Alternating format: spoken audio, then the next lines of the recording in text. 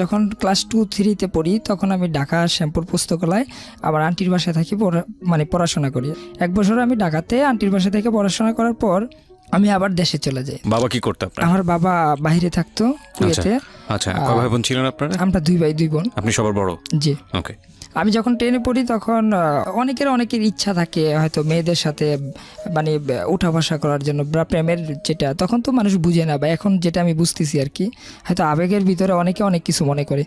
তো যাই হোক, আমি কোনো এক সময় আমার গ্রাম থেকে 5 কিলো দূর আমার মামা বিয়ে করে। ওই গ্রামের নাম আশিনপুর। তো আশিনপুর, ওখানে আমার মামা যেখানে বিয়ে করে ওনার শ্বশুর মারা যায়। তো আমি ওই 40-এর মধ্যে যে একটা মিলাদ হয় গ্রামাঞ্চলে, ওই 40-এ আমি মানে অ্যাটেন্ড করি মামার সাথে। তো ওখানে একটা যে গ্রামাঞ্চলে কিন্তু স্যার ভাইয়া হয়তো দেখবেন অনেকেই যে বাইরে খাবার দেয়, যেভাবে মেজবানিটা করা হয়। তো আমিও বাইরে ওখানেই ছিলাম। হঠাৎ করে মানে আমার চোখে যে জিনিসটা বাসলো বা দেখলাম সেটা হলো আমার ভাগ্নি, অর্থাৎ মামার শালির সাথেই একটা মেয়ে ওর মায়ের সাথে দাঁড়ায় আছে দরজার পাশে। তা আমি আমার ভাবির সাথে কথা বলতেছি, তো হঠাৎ করে আমি দেখলাম যে ওখানে একজন মেয়ে দাঁড়ায় আছে আর কি। তো আমার কাছে ভালো লাগছে। তখন আমি ক্লাস 10-এ এসএসসি দেবো এরকম অবস্থায়। তো ভালো লাগার পরে আমি আমার ভাগ্নিকে বললাম, জিজ্ঞাসা করলাম, মানে আমি প্রথমে জিজ্ঞাসা করলাম এটা কে। পরে বললো ও তো আশিনপুর স্কুলের ভালো একজন স্টুডেন্ট। কেন? পরে আমি দুষ্টামি করলাম, মানে এই বয়সে ও ছিল আমার বয়সী, অর্থাৎ আমার ভাগ্নিও ছিল আমার বয়সী। তো ওনার সাথে আমি অনেক কথা বলার পর আমি ওখান থেকে চলে আসি। আমার কাছে ভালো লাগছে বাস এতটুকুই। আমি মানে জিজ্ঞাসা করি আপনার নাম কি, তখন বলে আমার নাম তুলি। তো ওখান থেকে আসার পর আমি যখন আমাদের বাড়িতে আসি 1-1.5 বছর পর, ওর সাথে আর আমার কোনো যোগাযোগ হয় নাই। 1 থেকে 1.5 বছর পর আমি মেসেজের মাধ্যমে, ও একটা মেসেজ দেয়, সরি আমি না, ও আমার নাম্বার একটা মেসেজ দেয় বলতেছে মামা আমি কিন্তু আপনাকে চিনি। তো আমি বললাম আপনি মামা বললেন কেন?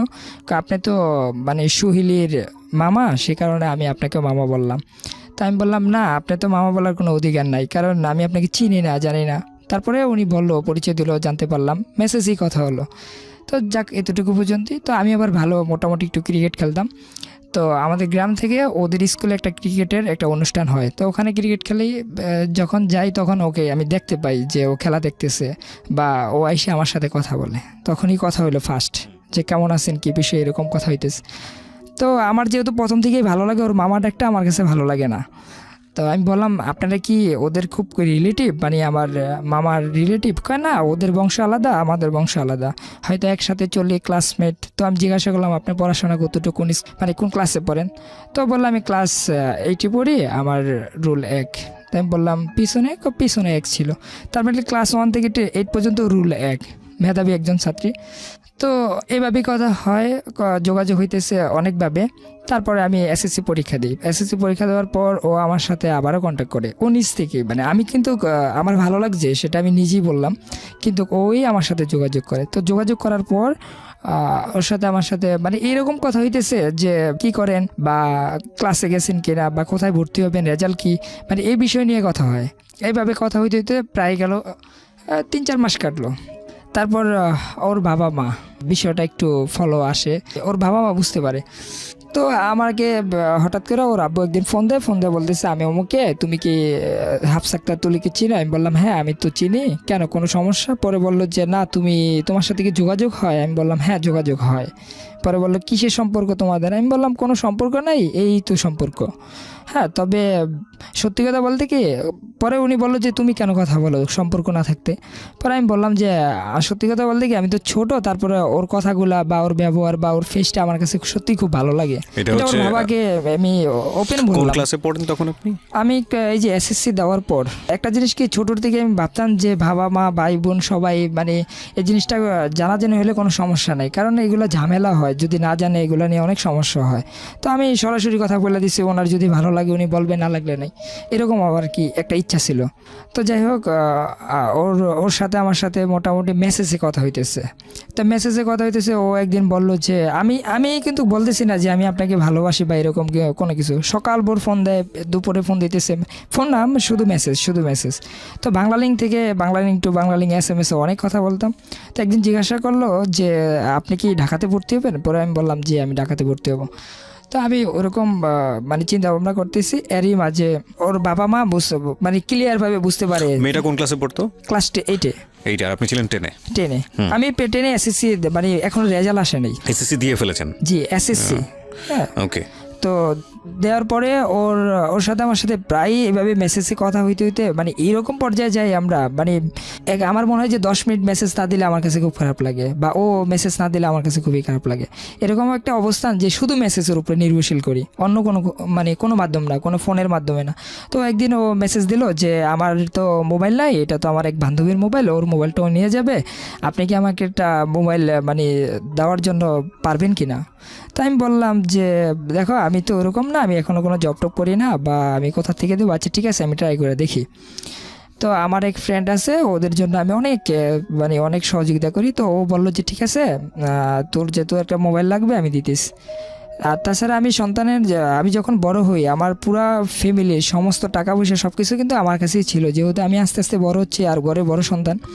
তো আমার কাছে প্রচুর পরিমাণে টাকা থাকতো, এটা আমি মিথ্যা বলতেছি না, অনেক টাকাই থাকতো। সেটা আমাদের এলাকার মানুষগুলো ভালো জানে। তো আমি ওকে একটা মোবাইল পাঠাইলাম অন্য এক মাধ্যমে পাঠানোর পর মেসেজে কথা হয়। তো ও মোবাইল পাইলো, মোবাইল পাওয়ার পর ক্লাস করতেছে, স্কুলে আসতেছে, সব খবরাখবর আমার কাছে আসতেছে। তো এক সময় সকাল ভোর 5টার দিকে ওর বাবা মানে বুঝতে পারলো যে ও মোবাইল টিপতেছে। তো ওকে হাতে নাতি ধরার পরে বললো যে এই মোবাইলটা কার? তো ও বললো ওর একটা বান্ধবীর। তো সাথে সাথেই ও ওয়াশরুমে যেয়ে একটা মেসেজ দেয় আমাকে যে আমি তো মোবাইল আব্বু তো নিয়ে গেছে, মানে ওর আম্মুর মোবাইল দিয়ে বলতেছে যে আমার মোবাইল তো নিয়ে গেছে, তুমি একটা কাজ করো, আমার অমুক বান্ধবীকে একটা ফোন দেয়া বলো যে ও যেমন এই গল্পটা এইভাবে বলে, ও যেভাবে বলছে। তো ওকে আমি পাঠাই দেয়, ও আসার পরে ওর সাথে একটু রাগারাগি করে, পরে বলতেছে আঙ্কেল আমাদের এলাকায় তো কারেন্ট নাই, তো আপনাদের বাসায় চার্জ দেওয়ার জন্য দিছিলাম আর কি। তো মোবাইলটা নিয়ে যায়। তারপরে আবার এভাবে 2-1 দিন পর ওই মোবাইলটাই আবার ও দিয়ে দেয় স্কুলে যাওয়ার পরে। তারপরে আবার 2-3 দিন পর রাত্রে ওর হাতে যেভাবে হোক মোবাইলটা পেয়ে যায়। তো পেয়ে যাওয়ার পরে ওর বাবা ওর আম্মু ওকে অনেক রাগারাগি করে যে কার সাথে যোগাযোগ করে, এরকম একটা পরিস্থিতির শিকার হয়ে যায়। এখন আর মিথ্যা বলতে পারতেছে না যে মোবাইলটা কার। তখন ও বিভিন্ন কথা ঘুরানোর চেষ্টা করতেছে, আর একটু পরপরই আমার কাছে মেসেজ দিতেছে ওর আম্মার মোবাইল থেকে। আর আমার নাম্বারটা ও এইভাবে ওই যে একটা মোবাইলে একটা অপশন ছিল হাইড করে রাখা যায়, ওভাবে হাইড করে রাখতো আর কি। তো ভাইয়া এইভাবে করার পর এক সময় আমাকে ওর আব্বু আবার ফোন দেয় জিজ্ঞাসা করতেছে তুমি আমাদের এলাকা আসো, তোমার সাথে কিছু কথা আছে। পরে আমি বললাম কেন যাব? পরে বলতেছে যে তুমি আসলেই বুঝতে পারবা। তাই আমি বললাম যে দেখেন আমি তো এখন ঢাকায় আছি, বলেন না কি সমস্যা। পরে বলে যে তুমি কি আমার মেয়ের সাথে এখনও যোগাযোগ করো? তোমাকে না করছিলাম। পরে আমি বললাম তো যে আমার কাছে ভালো লাগে বিধায় আমি কথা বলছি, যদি আপনার কোনো সমস্যা হয় আপনি বলেন ক্লিয়ার যে কি সমস্যা। পরে সে বললো যে দেখো তুমি যদি এর সাথে কথা বলো তাহলে তো ওর পড়াশোনা ক্ষতি হবে, বিভিন্নভাবে ক্ষতি হবে। আমি চাই না যে ও এই বয়সে এরকম কোনো কিছু হোক। তো ওনার কথাগুলো আমার কাছে খুব ভালো লাগলো। তো আমি বললাম যে ঠিক আছে, আমি সেটা চাই না, ঠিক আছে আমি আপনার মেয়ের কাছে দেন, আমি ওর সাথে ফোনে কথা বলে বুঝিয়ে দিই। পরে ওকে আমি বললাম যে দেখো আসলে ওনার কথাগুলো খুব গুরুত্বপূর্ণ সহকারে আমি শুনছি, আমার কাছে খুবই ভালো লাগছে। তো তুমি তোমার মতন থাকো, দেখি আমি পড়াশোনা করি, তুমিও করো, পরবর্তীতে দেখা যাক বিষয়টা কি হয়। পরে ও বললো যে না, আমার বাবা মাকে আমি চিনি, কারণ ওনারা আমার বড় বোনকে নিয়ে অনেক কাহিনী করছে, আমি জানি যে ও আমার বাবা মা আমাকে নিয়েও এরকম কিছু করবে। তো আমি ওর কথাগুলো তত একটা মূল্যায়ন করলাম না করার পরে আমি মোবাইল বন্ধ করে দিলাম। তো কিছুদিন পর একটা চিঠি পাঠাইছে, অর্থাৎ আমি সিম চেঞ্জ করে ফেললাম। একটা চিঠি পাঠাইছে ওই ওর এক বান্ধবীর মাধ্যমে। আমি নামটা বলবো না, যে এখানে সহযোগিতা করছে ওনার নামটা আমি এখানে বলবো না। তো ওর খুব কাছের একজন ফ্রেন্ড, একজন ছেলে বন্ধু, একজন মেয়ে বন্ধু, এই দুজনেই আমাকে সহযোগিতা করে এই পর্যন্ত আনার জন্য। তো ওর যে বান্ধবী, ওরা আমাকে চিঠিগুলা পাঠায়, যে আমি চিঠিগুলা পড়ার পর খুব অবাক হয়ে যাই। ও বলতেছে যে আপনি আমাকে নিয়ে এত কিছু করলেন, এত গল্প করলেন, এত বড় বড় কথা বললেন, যে আপনি অনেক ভালো, বা আমি ওর অনেক প্রশংসা করছি, কিন্তু আমি কখনো বলি নাই আমি তোমাকে ভালোবাসি, বা ও আমাকে কখনো বলে নাই। তো আমাকে একটা চিঠি দিল, দেখেন আপনি আজকে কিন্তু 19 তারিখ, আমি 3 তারিখ পর্যন্ত ওয়েট করবো আপনার জন্য। এই 3 তারিখের মধ্যে আমার সাথে ফোনে যোগাযোগ করবেন, আর না হয় আমি 3 তারিখে বাড়ির থেকে বের হয়ে যাব, যেদিকেই পারি চলে যাব। তো তো চিঠিটা পাওয়ার পর আমি মোবাইলটা খোলার পরে ওর বান্ধবীর মাধ্যমে ওর সাথে আমি মানে কন্ট্যাক্ট করি স্কুলে। তো কন্ট্যাক্ট করার পরে ওকে অনেক বুঝাইলাম, দেখো আমি তো এখন ছোট, তাছাড়া আমার আব্বু একজন মানে আমাদের গ্রামে শিক্ষক ছিল। হ্যাঁ, তো তারপরে উনি বাইরে চলে গেছে, ওনার একটা মানে দুর্নাম হবে আমি যদি এখন তোমাকে বিয়ে করি, বা এখন বিয়ে করে আমার বয়স হয় নাই, আমার কাছে কোনো টাকা পয়সা নাই। পরে সে বললো যে এগুলো আমি দেখবো। তাই আমি বললাম তুমি দেখবা মানে তোমার কাছে কি কোনো টাকা আছে? পরে বললো যে না, আমার কাছে কোনো টাকা নাই, কিন্তু যদি দুজনে হাত পাও তো ঠিক আছে, কোথায় না কোথায় যে একটা কাজ করব। তাই আমি বললাম এটা কোনো জীবনে বাণী হয় না। মানে আমি কিন্তু এখানে আমার নিজের ভালোর জন্য বলতেছি না, যেটা হয়েছে আমি স্যার ভাইয়া সেটাই বলতেছি। তো এরকম হওয়ার পর ওর সাথে আমার সাথে একটা ভালো মানে যোগাযোগ হয়ে যায় যে ঠিক আছে আমি 3 তারিখে ওর একটা আশ্বাস দিলাম। মানে ও এরকম কিছু করতেছে যে ও মারা যাবে বা একটু মানে অনেক কিছু মানে আমাকে ভয় দেখাইতেছে। তো আমি বললাম ঠিক আছে, তুমি কিছু বলার দরকার নাই, ঠিক আছে আমি তোমাকে 3 তারিখে নিয়ে যাব, তুমি টেনশন করো না, আমি ব্যবস্থা করতেছি। তো 3 তারিখে আমি বলছি ঠিকই, কিন্তু আসলে ওর সাথে আমি ধোঁকাবাজি করছি। আমি 3 তারিখে আর মোবাইল খুলি না, ও স্কুলে যায়, স্কুল থেকে রেডি হয়ে চলে আসবে, ব্যাগ ট্যাগ সব কিছু গুছিয়ে ও বাড়ি থেকে পালিয়ে আসবে, কিন্তু আমি আর ওর সাথে যোগাযোগ করি না। তো যোগাযোগ না করার পরেই ও একটা মন ভাঙা যায় যে ও আজকে আমি স্কুল থেকে চলে যাব, বা ওর বাবা মা ওরা কি করতেছে সেটা কিন্তু আমি বুঝতেছি না। তুলি তো এটা, জি এটা তুলি। তো তুলি স্কুলে ভালো ডাকনাম ওর, ও খুব নামাজি ব্যক্তি, তারপরে ভালো একজন স্টুডেন্ট। তো যার কারণে সবাই মানে তুলির একটু আলাদা একটু নজর থাকে। তো ওদের বাড়ি থেকে ওদের স্কুলটা 10 মিনিট হবে, হাই স্কুলটা। তো আমি না নেওয়ার কারণে ও আবার একটা চিঠি পাঠায় ওর বান্ধবীর মাধ্যমে যে আপনি আমার সাথে খুব দ্রুত দেখা করবেন। পরে আমি দেখা করি আমাদের একটা নদীর পার, ওখানে আমি ঢাকার থেকে যাই। যাওয়ার পরে খুব সকাল ভোর ও কোচিংয়ে আসতো। তো ওখান থেকে ও আমার সাথে এসে দেখা করে নদীর পারে। আসার পরে আমি বৈশা কথা বলতেছি, এই ফার্স্ট আমাদের মানে দেখা, মানে সরাসরি যে একটা সম্পর্কের মাধ্যমে আসা। তার আগে তো অন্যভাবে দেখা হয়েছে। ও আমাকে অনেকভাবে মানে ইমোশনালভাবে ব্ল্যাকমেল করে। তো আমার পায়ে ধরে কান্নাকাটি করে, মানে ফার্স্ট ও আমাকে আমার শরীরে টাচ করে, আমার পায়ে ধরেই পায়ে ধরে অনেক কান্নাকাটি করে যে না তুমি নিয়ে যাও। পরে আমি জিজ্ঞাসা করলাম, দেখো আমার দেখলে মনে হয় যে আমি কাউকে বিয়ে করতে পারবো বা ওরকম বয়স হয়েছে, আর তোমায় তো একদম মানে ও বাতাসের মতন এত পাতলা ছিল। তো ওর সাথে আমার সাথে পরে আমি আস্তে ধীরে মানে ওখান থেকে কাটার জন্য চেষ্টা করি, কিন্তু ওর যে বান্ধবী এরা সবাই মিলে বলতেছে না ভাইয়া আপনি এই কাজটা করেন, ওর আব্বুর মানে নেচারগুলো আসলে ভালো না, হয়তো কোনো সমস্যা হয়ে যেতে পারে। তো পরে ওর সাথে আমার সাথে যে কমিটমেন্ট হলো, তো কমিটমেন্টের বললাম যে ঠিক আছে আমি তোমাকে নিয়ে যাব, সেটা হলো 20 তারিখে, আমি কথা দিলাম ঠিক আছে।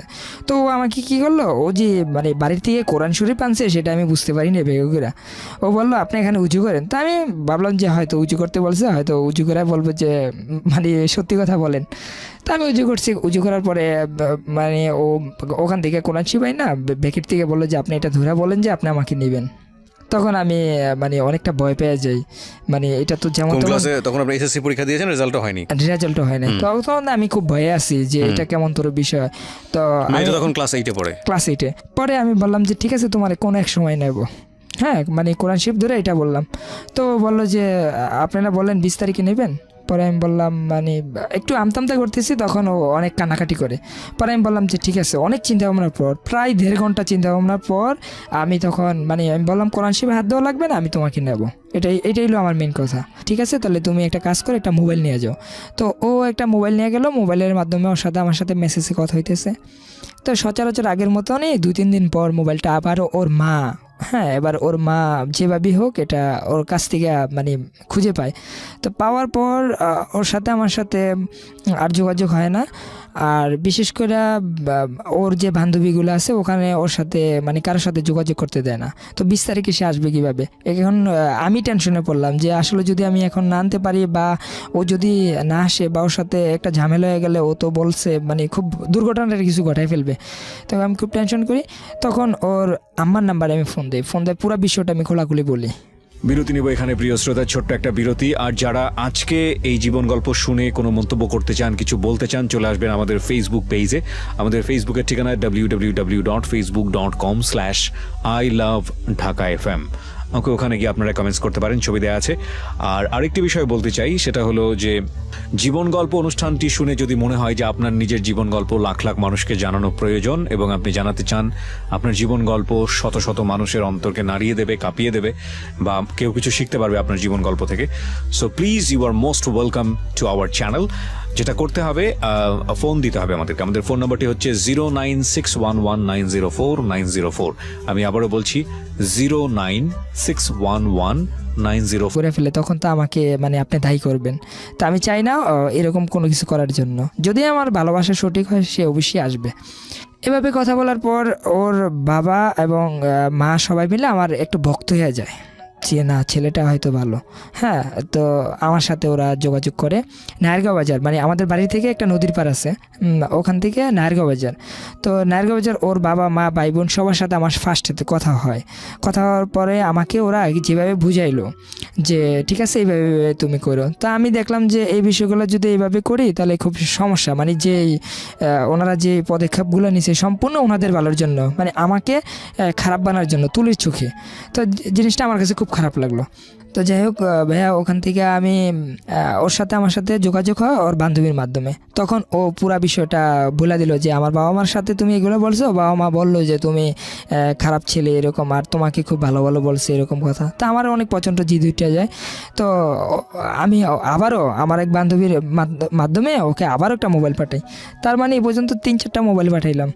তো মোবাইল পাঠানোর মধ্যে ওর বাবা মা মোবাইলটা আবারও ধরে, মানে 2-3 দিন পর। আমি জানি না যে ওর কাছ থেকে কীভাবে এই মোবাইলগুলো পাইতো।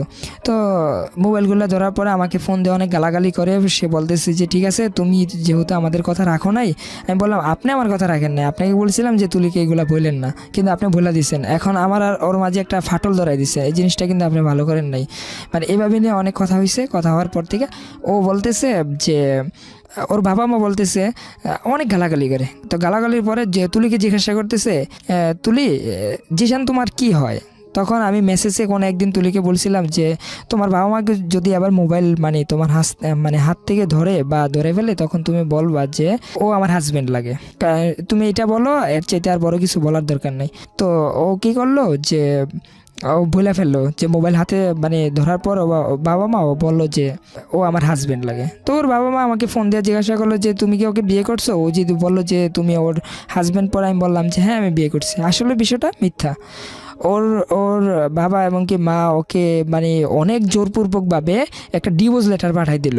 মানে ওরা কখনো চিন্তা করলো না যে আসলে কাবিন নামা কোথায় কোথায় বিয়ে হয়েছে বা কিভাবে হয়েছে, কোনো গল্প নাই। শুধু একটা জোর করে একটা ডিভোর্স করে আমার মামার কাছে পাঠাই দিল। মামা আবার কী করলো আমার আব্বুর কাছে দিল। আব্বু তখন বাইরে ছিল। তো এই খবর শোনার পর আব্বু তখন বাইরের থেকে আসে, আমি তো ঢাকাতেই ছিলাম। তো আসার পরে আমাকে জিজ্ঞাসা করতেছে তুমি কি বিয়ে করছো, আর বিয়ে করলা কবে, আর তোমার ওয়াইফ তোমাকে ডিভোর্স দিল কবে। বা আমি বললাম যে দেখেন আমি বিশ্বাস করেন যে আমি বিয়ে করি নাই, কিন্তু আমার বাবা মা কেউ বিশ্বাস করতেছে না। তখন ওর পরিবারের সাথে যোগাযোগ করলো যে আপনারা বসেন, এটা কেমন তোর বিষয়। কিন্তু ওর পরিবার বললো যে আপনাদের সাথে বসার তো কোনো মানে আমাদের কথাই না, আমরা কেন বসবো, বসা দরকার নেই। ও আমার মেয়েকে ফুসলাইয়া বিভিন্নভাবে বিয়ে করে ফেলছে, এখন আমরা ডিভোর্স দিয়ে দিচ্ছি। পরে আমার আব্বু বলছে যে ঠিক আছে আপনি যে ডিভোর্স দিয়ে দিচ্ছেন এটা কাবিন কই, আমার ছেলে তো বলতেছে বিয়েই করে নেই। পরে বলতেছে যে আসলে আপনার মেয়েও মিথ্যা বলছে, আমার ছেলেও মিথ্যা, মানে আপনার ছেলেও মিথ্যা বলছে, আমার মেয়েও মিথ্যা বলছে। তো সেই ক্ষেত্রে আমাদের কিছু করার ছিল না, ডিভোর্স দিয়ে দিছে। আমাদের ক্ষমতা সম্বন্ধে তো আপনি ভালো জানেন। এরকম অনেক রাগারাগি করে। ওর বাবা কি করতো? ওর বাবা রোডস অ্যান্ড হাইওয়ে সরকারি চাকরি করতো, কন্ট্রাক্টদার করতো। হ্যাঁ এখনো আছে। আর ওর মা হলো স্কুলের ম্যাডাম। তো ওখানে আমার যে মানে ঘটনাটা ঘটে যে আমি বিয়ে করলাম না, একটা সমাজের মাধ্যমে আমি একটা হস্তনস্ত হয়ে গেলাম। অনেকে ফোন দেয়া মানে আমাকে বলে কি ব্যাপার, বিয়ে করলি কবে, ডিভোর্স কবে দিল, মানে এরকম একটা সমস্যা। তখন আমার মাথায় একটা বুদ্ধি আসলো যে এবার আমি ওকে নেব। হ্যাঁ এবার ওকে আমি নিয়ে ওকে বিয়ে করব, যেহেতু ওর বাবা একটা ডিভোর্সই দিয়ে দিছে ওকে জোর করে। তো এখানে মানে কথা আসে যে ও যদি ডিভোর্স লেটার মধ্যে সাইন না দেয় কীভাবে ডিভোর্স হইলো। তো তুলির সাথে আমার সাথে যোগাযোগ হইব কীভাবে। এখন তুলি একটা মেসেজ দিল, একটা চিঠি পাঠাইলো, ওর বান্ধবীর মাধ্যমে আর একটা মেসেজ দিল। তা আমি ওর কথা মতন ওখানে মোবাইল দিয়ে আসার পর ওখান থেকে চলে আসি। তারপরে তুলি ওদের এলাকারও লোক কিছু ছিল, হ্যাঁ আমার সাথে অনেক সহযোগিতা করছে। তো ওখানে আমি মোবাইল দিয়ে আসি, তুলি, তারপর দিনে মেসেজ দেয় তোমার মোবাইল পাইছি, এখন পাইয়ে মেসেজ দিলাম, তো কেমন আছে কী বিষয়। তো ওর সাথে এইভাবে কথা হইলো। তখন ও আমাকে বললো দেখো আমার এখন পরিবারের সাথে ভালো হইতে হইব, ভালো হইতে পারলে আমি স্কুলে চলে যাবো, আর স্কুল থেকে আমি পালিয়ে যাবো, এখান থেকে আমি পালাইতে পারবো না। তখন আমি বললাম যে কী করবো তখন সে বললো যে ঠিক আছে আমি বাবা মার সাথে যেভাবে হোক একটু মিল দিতেছি। তো ও যেভাবে হোক মিল দিল, মিল দেওয়ার পর স্কুলে গেল, স্কুলে যাওয়ার পর আমার সাথে ওর সাথে ফোনের মেসেজের মাধ্যমে কথা হলো যে সে চলে আসবে 20 তারিখ, আবার সে 20 তারিখ পরের মাসে। তো মানে কি 20 তারিখে মানে ভেগে যাওয়ার প্ল্যান করছে আপনার হ্যাঁ, সঙ্গে? তখন আপনি কি করেন পেশায়? তখন আমি একটা যে কোম্পানির ভিতরে একটা জব করতাম, এবং কি আমি তখন ঢাকা সিটি কলেজে ভর্তি হই। ওকে। হ্যাঁ, ওটাতে আমি কাজ করতাম, আমার স্যালারি মোটামুটি ভালোই ছিল। তাছাড়া আমার এক কথাই তো আমি বললাম যে আমার পরিবারের সমস্ত টাকা বা আমার কাছে থাকতো সবসময়, তার মানে টাকার কখনো অভাবটা আমি দেখিনি। তো যাই হোক ভাইয়া ওখান থেকে ওকে আমি 20 তারিখে নেওয়ার জন্য প্ল্যান করি। প্ল্যান করার পরে ওর সাথে আমার সাথে যোগাযোগ যেভাবেই হোক কোনো না কোনোভাবে হইতেছে। তো ও কি করলো যে 20 তারিখে ক্লাস করার পর যখন টিফিন দেয় তখন আমাকে বলছে যে অমুক জায়গায় একটা গাড়ি রাখার জন্য। তো ঠিকই আমি যাই নাই, আমি বাড়িতে ছিলাম, গ্রামে ছিলাম। আমার ওই যে বন্ধু দুজন ছিল, ওই দুজন আরও কয়েকজন ছিল, ওরা গাড়ি নিয়ে মোটরসাইকেল নিয়ে ওখানে ওয়েট করছে। তুলি ওখান থেকে ব্যাগ টেক নিয়ে একবারে চলে আসে। তো চলে আসার পর ওকে অন্য কোথায় নিয়ে আমি লুকায় রাখি, যে আমি বলতে কি আমার জানা মতোই লুকায় রাখি, যে আমার এক কাজিনের বাসায় নিয়ে রাখি। তো রাখার পর তুলি ওখানে থাকে, ওর সাথে আমার সাথে ফোনে কথা হয় তখন। তো ওই দিনের রাত্রি ওর বাবা আমার নামে একটা মামলা দেয়, যেটা হলো নারী শিশু গুম কেস, যখন তার বয়স ছিল মাত্র 16+। হ্যাঁ, তো ওর যে বয়সের একটা ব্যবধানের মাধ্যমে বা বিভিন্ন মাধ্যমে আমাকে নারী শিশু গুম এমনকি নির্যাতন নামে একটা কেস দেওয়া হয়। তখন এই কেসগুলো দেওয়ার পরে ওর দুলাভাই আসে আমাদের বাড়িতে রাত 2টা বাজে পুলিশ নিয়ে। তো আসার পরে পুলিশ আমাকে জিজ্ঞাসা করতেছে যে তুমি কি হাফসা আক্তার তুলিকে চিনো? আমি বললাম হ্যাঁ চিনি। পরে সে বলল যে ও কোথায়? আমি বললাম আমি তো জানি না, আমি তো একদম মানে আমি কিছুই জানি না। পরে ওনারা দেখলো, অনেকভাবে ট্রাই করলো, আমার বাড়িতে খোঁজাখুঁজি করলো, আমার বাবা মাকে জিজ্ঞাসা করলো। পরে বললো যে না আমাদের সন্তান তো আমাদের বাড়িতেই ছিল, সে তো কোথাও যায় নাই, সারাদিন তো দেখলাম এখানে। হ্যাঁ, সে তো কোনো মেয়েকে আনে নেই। তো আমি বললাম আমার সাথে সম্পর্ক আছে, কিন্তু তারপরও বাট আমি ওকে নিয়ে নেই, মানে মিথ্যা বলি। কারণ এগুলো কথা ছিল, সমস্ত প্লেন প্রোগ্রাম ছিল তুলি যেভাবে বলছে আমি ঠিক এইভাবেই কাজ করতেছি। তারপরের দিন ওর সাথে আমার সাথে ফোনে কথা হয়, তার মানে আমি 2-1 দিনের মধ্যেই বাড়ি থেকে চলে যাব, মানে তুলির কাছে যাব, এরকম একটা প্রোগ্রাম করতেছি। তো তারপরের দিন আমার আব্বুকে থানার থেকে ফোন আসে, মতলব দক্ষিণ থানার থেকে, যে আপনি একটু আপনার ছেলেকে নিয়ে আসেন। তো আমাদের থানা আবার মতলব উত্তরে, তো আমরা মতলব উত্তরে যাই। যাওয়ার পরে ওখানে ওসির সাথে কথা বলার পর সে বললো যে আপনি যদি ওখানে ছেলেটাকে নিয়ে যান সে তো অ্যারেস্ট করবে, তার মানে আপনি একটু চিন্তা ভাবনা করে যান। তো আমার আব্বু ছিল ইমোশনাল লোক। হ্যাঁ, উনি মানে অল্পতেই ভয় পেয়ে যেত, মানে যদিও উনি মাস্টার ছিল বা ওরকম, মানে ওইটা ভয়ের কিছু শুনলে উনি ভয় পেয়ে যেত। আসলে কিন্তু ভয় পাওয়ার লোক না উনি, কিন্তু ভয় পেয়ে যেত, মানসিকভাবে ভেঙে পড়তো। তো বললো যে আবার পুলিশ বাড়িতে আসবে, সমস্যা করবে না, আমি নিয়ে যাব। তো অনেকের কথা মানে অমান্য করে আমাকে ওখানে নিয়ে যায়।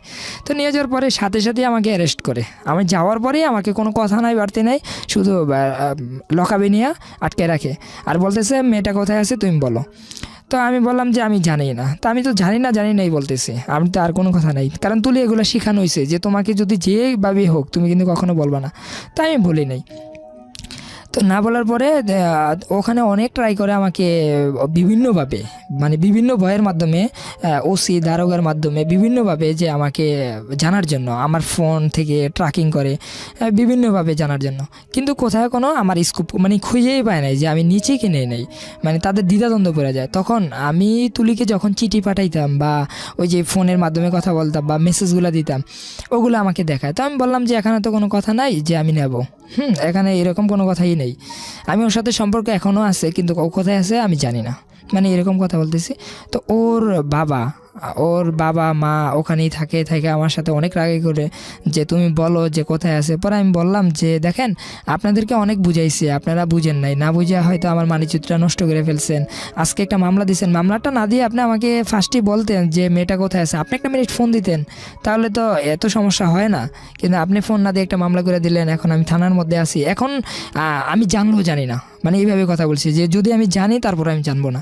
তো ওসি আমাকে যাই করে, যেটা আসলে অনেকেরই বুঝার ধারণা আছে যে হয়তো যেহেতু আমার নামে কোনো মামলা হয় না, সে আমাকে কোনো টাচ করতে পারে না, তারপরও সে অনেকভাবে আমাকে মানে হস্তনস্ত করে যে এটা জানার জন্য যে তুলি কোথায় আছে। তো আমি তুলির সাথে যোগাযোগ বন্ধ হয়ে যায়, যেহেতু আমি থানায় চলে যাই। আমার কাছে যত টাকা পয়সা, মানি ব্যাগ টেক ছিল, মোবাইল টোবাইল, এগুলো সব আমার আব্বুর কাছে দিয়ে দিই। আর আমি তো তখন আটকে গেলাম।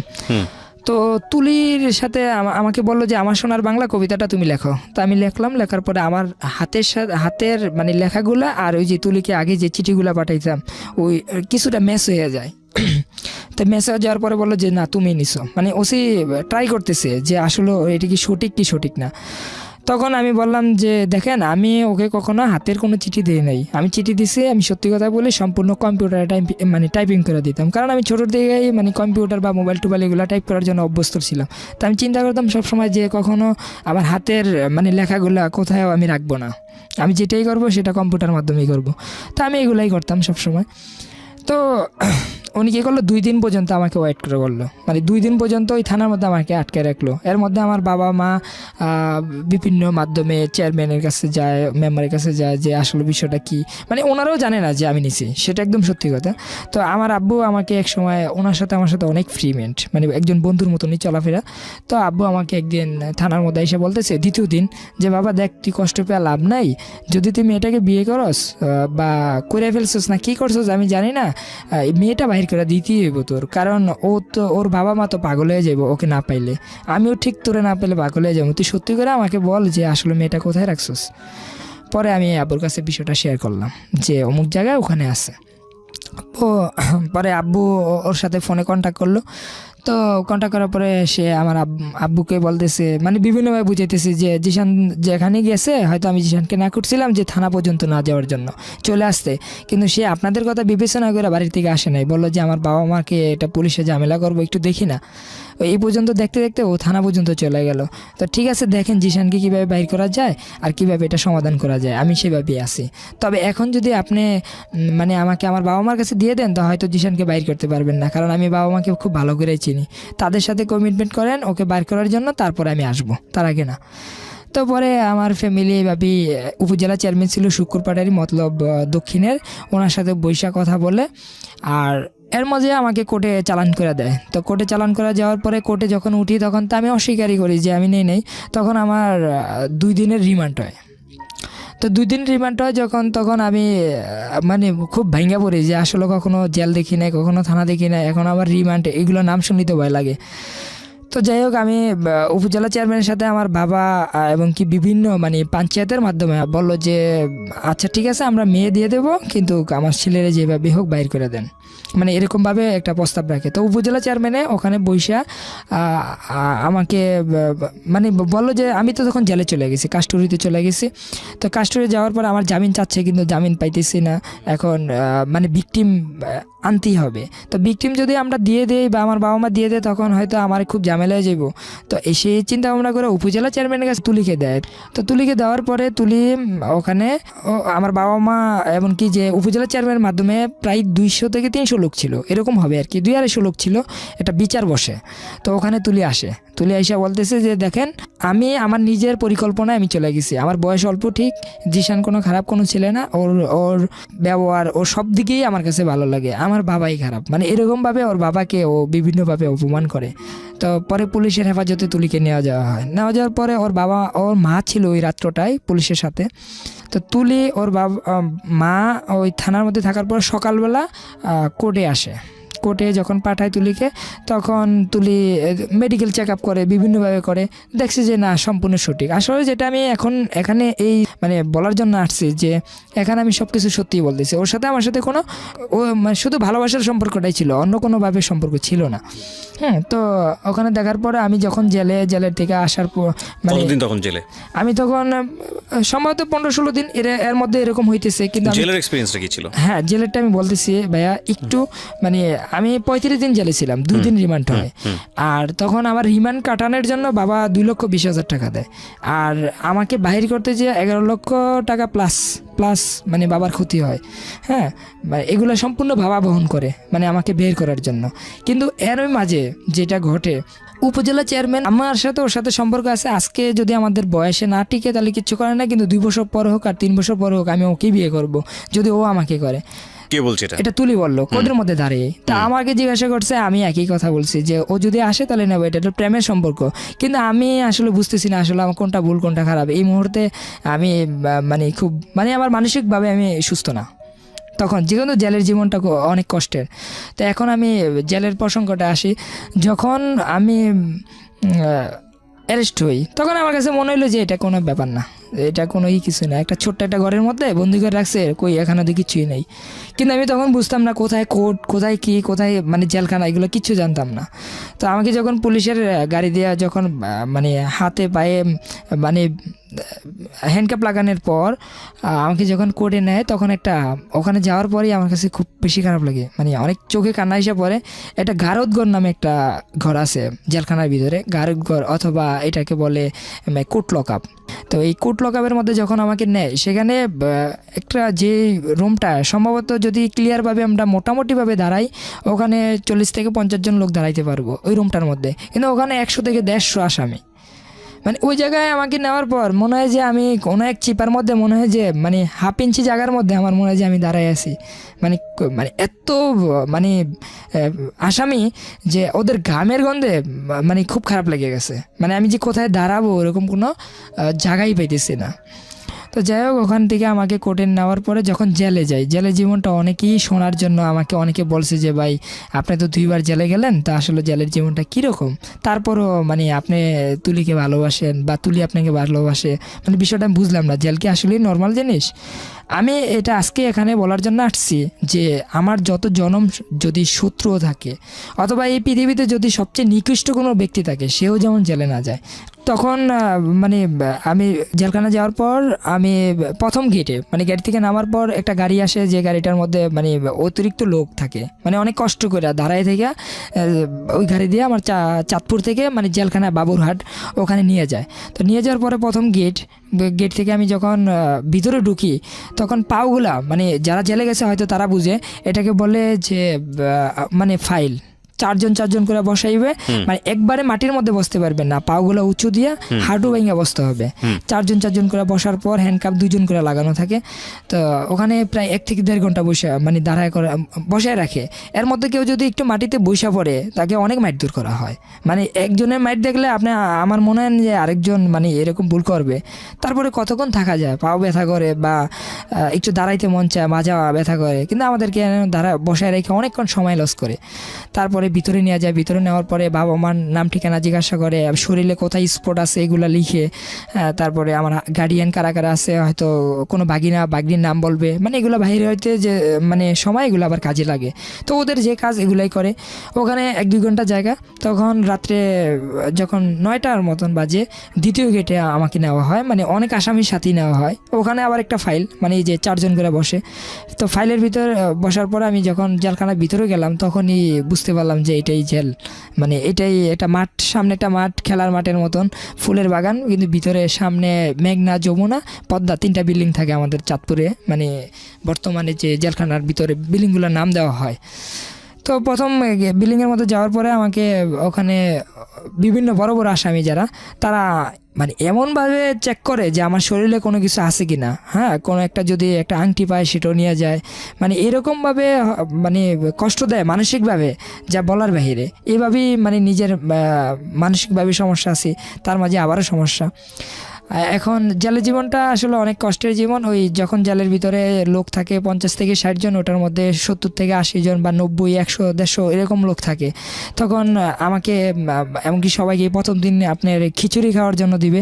তো খিচুড়ি খাওয়ার পর আপনার ঘুমানোর জন্য অনেকে ফাইল, মানে ইলিশ ফাইল বলে এটাকে, ইলিশ মাছ যেভাবে বাস করে রাখে, একটা মাথা আর একটা পা, মানে যেভাবে রাখে এইভাবে আপনাকে ঘুম দেবে, মানে আপনি ঘুমাইতে হবে অনেক মানুষের মাঝখানে। তো এইভাবেই ইলিশ ফাইলের মধ্যেই আমি ঘুমাই। ইলিশ ফাইলের মধ্যে ঘুমানোর পরে তারপর দিন টাকা টুকা দিয়া একটা ছিট নেই, ছিটের মধ্যে থাকি। তখন তুলি কোথায়?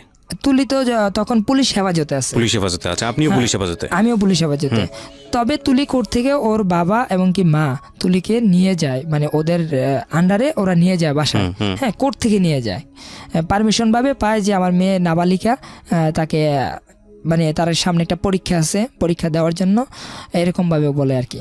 তো যখন আমি ওখান থেকে আসি, মানে জেলের থেকে আমি জামিন পাই আপনার 35 দিন পর। তো 35 দিন পর যখন আমি জামিন পাই তখন আমি বাড়ি থেকে আসার পরে আমার বাবা মা অনেকভাবে বুঝাইলো যে দেখ বাবা, তোর জন্য আমার এই টাকাগুলো নষ্ট হয়ে গেছে, তুলি তো এখন চলে গেছে। হ্যাঁ, তো তুলি তখন ক্লাস 10-এ টেস্ট পরীক্ষা দেবে, এরকম অবস্থায় কিন্তু আমি মামলাটা আমার হয়, তুলি যখন টেস্ট পরীক্ষা দেবে। ভয়ানক। তো ওখানে যাওয়ার পর আমি যখন আসার পর আমার আব্বু একটা দলিল দেয় আমাকে, মানে স্ট্যাম্প, যে এটা একটু পর। তো পড়ার পরে আমি দেখলাম যে এটাতে লেখা আছে আপনার ছেলেকে, মানে ওর বাবা একটা সালিশের মাধ্যমে একটা করে স্ট্যাম্পের মধ্যে লেখা থাকে, মানে মূল উল্লেখটা আমি এটাই বলি যে এই কেস চালাইতে যত টাকা খরচ হয়েছে ওর বাবার সমস্ত টাকা দিয়ে দিতে হবে আমার আব্বুর। এবং কি এই জিশান জেল থেকে বাইরে হওয়ার পর 1 মাসের মধ্যে অন্যথায় বিয়ে করতে হবে, না হলেও মানে 2 লক্ষ টাকা জরিমানা। মানে এই স্ট্যাম্পগুলো এখনও আমার কাছে আছে। মানে আমাকে একটা চাপ সৃষ্টি করে হলো, তখন বললো যে বাবা আমরা তো এরকম না, অল্প বয়সে কাউকে বিয়ে করাই নাই, তারপরে এখন বাধ্যতামূলক তোর ভুলের কারণে বা আমাদের কপাল মানে ভুলের কারণে এখন তোকে বিয়ে করা দিতে হবে, কারণ তোকে যদি বিয়ে না করায় আবার কে জরিমানা দিবে, আবার ঝামেলা সৃষ্টি হবে। এইভাবেই আমাদের বংশে কেউ জেলে যায় নাই, ফার্স্ট তুই গেছিস, এখন তো মানে মানিজ্যত নিয়ে মানে খুবই টানাহেঁচড়া চলতেছে। তখন আমি আমার আব্বুর দিক বিবেচনা চিন্তা ভাবনা করে তাদেরকে বোঝানোর চেষ্টা করলাম যে আসলে আব্বু আমি তো আসলে বিয়ের জন্য পাগল না, আসলে এই বিষয়টা তো এরকম, ওকে তো আমি ভালোবাসি, এখন আমি কি করবো। তখন আব্বু বললো যে এখন সবাই সব কিছু পায় না, মানে অনেকভাবে বোঝানোর চেষ্টা করলো আমাকে, আব্বু আম্মু তারপর আমার পরিবার সবাইকেই বোঝানোর চেষ্টা করলো যে আমাকে, যে অনেকে অনেক কিছু খুঁজে পায় না। কোর্টে হাজিরা চলতেছে আমার। তো একদিন আমি যখন হাজিরা তুলির সাথে আমার সাথে এর মাঝে কোনো যোগাযোগ নেই, তো আমি যখন কোর্টে হাজিরা দিতে যাই, চাঁদপুর সদর হসপিটালের ডক্টর শাহাদাত আমার কাজিন। তো হাজিরা দেওয়ার পর আমার কাজিনের সাথে আমি বসে কথা বলতেছি, ভাই এই বিষয় এখন কি করব, আমাকে তো এখন চাপ সৃষ্টি করতেছে, এখন আমার তো বিয়ের বয়স নেই, আপনি তো মানে একটু শিক্ষিত মানুষ আছেন, আপনি একটু বুঝান না পরিবারকে।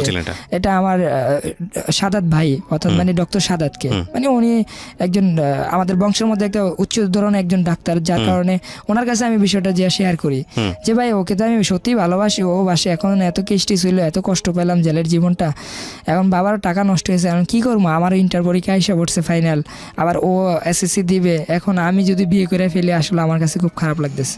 তুলি ওই দিনই বিকালবেলা, আমি বিকাল না মানে আমার 11টা 11:30 দিকে তুলি আমাকে ফোন দেয় বলতেছে কেমন আছো, তাই আমি বললাম ভালো। চিনতে পারছো? আমি বললাম হ্যাঁ চিনতে পারছে।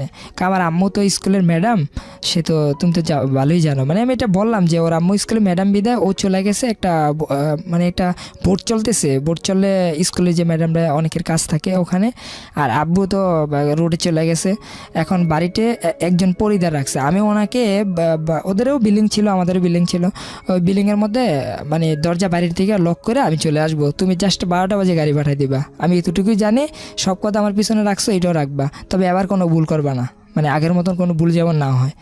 তা আমার কাছে একটা জিনিস আমি বসে বসে চিন্তা করলাম যে আমি যদি এখন বিয়ে না করি তো 2 লক্ষ টাকা জরিমানা, আবারও বাবার একটা মানে ঝামেলা, আর ওকে ছাড়াও আমি বাঁচবো না, ও বাঁচবে না, এরকম একটা পর্যায়ে চলে গেছি।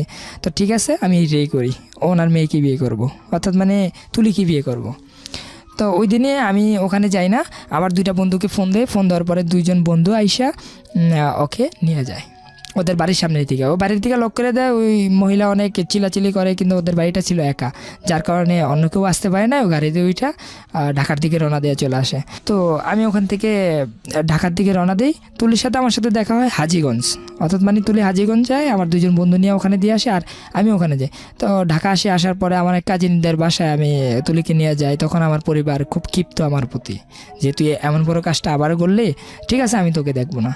তো আমার পরিবার আমাকে সাপোর্টই দিল না, সাপোর্ট না দেওয়ার পরে ওর পরিবার তো ওর কাছে নাই এখন বলতে, তো ওর পরিবার আর কখনো মানে আমার পরিবারের সাথে জানার চেষ্টা করতেছে যে আসলে কি মেয়েটা কোথায় গেছে, জিশানকে নিয়েছে কিনা, আবার সে ওরা তো খুঁজে পাইতেছি না। তখন আমার পরিবার বলল হ্যাঁ আমার জানা মতে যে আমার ছেলেই নিছে অথবা আপনার মেয়ের সাথে চলে গেছে, কিন্তু ওরা কোথায় আছে সেটা আমরা জানি না। আমার সাথে যোগাযোগ করছিল, বলা হয়েছিল যে আব্বু আমার কিছু টাকা লাগবে। তখন আমি জিজ্ঞাসা করলাম তুই তো হাজিরা দিতে গেলি, ওখান থেকে হাজিরা শেষে কোথায় গেলি? তখন সে বললো যে আমি তুলিকে নিয়ে আসছি, আমার কিছু টাকা লাগবে। তো আমি কোনো টাকা টুকা দেখি নাই, জানি না ওরা কোথায় আছে। তো আমি যখন ঢাকাতে আসি আমার কাজিনদের মাধ্যমে কিছুটা হেল্প পাওয়ার জন্য, একজন কাজিন, আমি নাম বলবো না, তো ওনারা আমাকে ঢাকাতে রাখার পর আমাদের বিয়ে দেওয়ার জন্য একটা প্রস্তুতি চলতেছে। তো ওই প্রস্তুতির মধ্যে আমাদের বয়স হয় নাই দিকে ঢাকাতে বিয়ে দিয়ে। কত সালের ঘটনা এটা? এটা 2012। 2012। জি, 2012 প্রায় শেষের দিকে। তো আমি ঢাকাতে আসি আপনার তুলিকে নিয়ে। যখন ঢাকাতে আসি তখন বিয়ে মানে কোনো কাজেই আমাদেরকে দেখার পর বিয়ে দেবে না। তখন ওখান থেকে আমাদের রাজশাহী পাঠায় দেয় আমার ওই কাজিন। রাজশাহী আমার এক আন্টির বাসা। ওখানে যাওয়ার পর দেখলাম যে ওর সাথে মানে যাওয়ার পরে দেখলাম যে আমাদের বিয়ে দেওয়ার জন্য প্রস্তুতি হিসেবে বসে আছে। গাড়ি থেকে যখন নামলাম তখন বাসা 2 মিনিটের দূর। বাসা গেছে পরে গোসল টোসল করার পর বলে যে তোমাদের এখনই বিয়ে দিয়ে দেবো, মানে খুব সময় অল্প, আমরা সব রেডি করে রাখছি। তো ওখানে যাওয়ার পরে বিয়ে করলাম। বিয়ে করার পর ওই দিন বিকালবেলা হাঁটতেছি, বিয়ে করছি সকাল 10টা 10:30টার দিকে। বিয়ে শুধু কবুলটুই মানে কোনো মেয়ে বা কোনো ছেলে মানে কবুল পর্যন্তই বলা শেষ।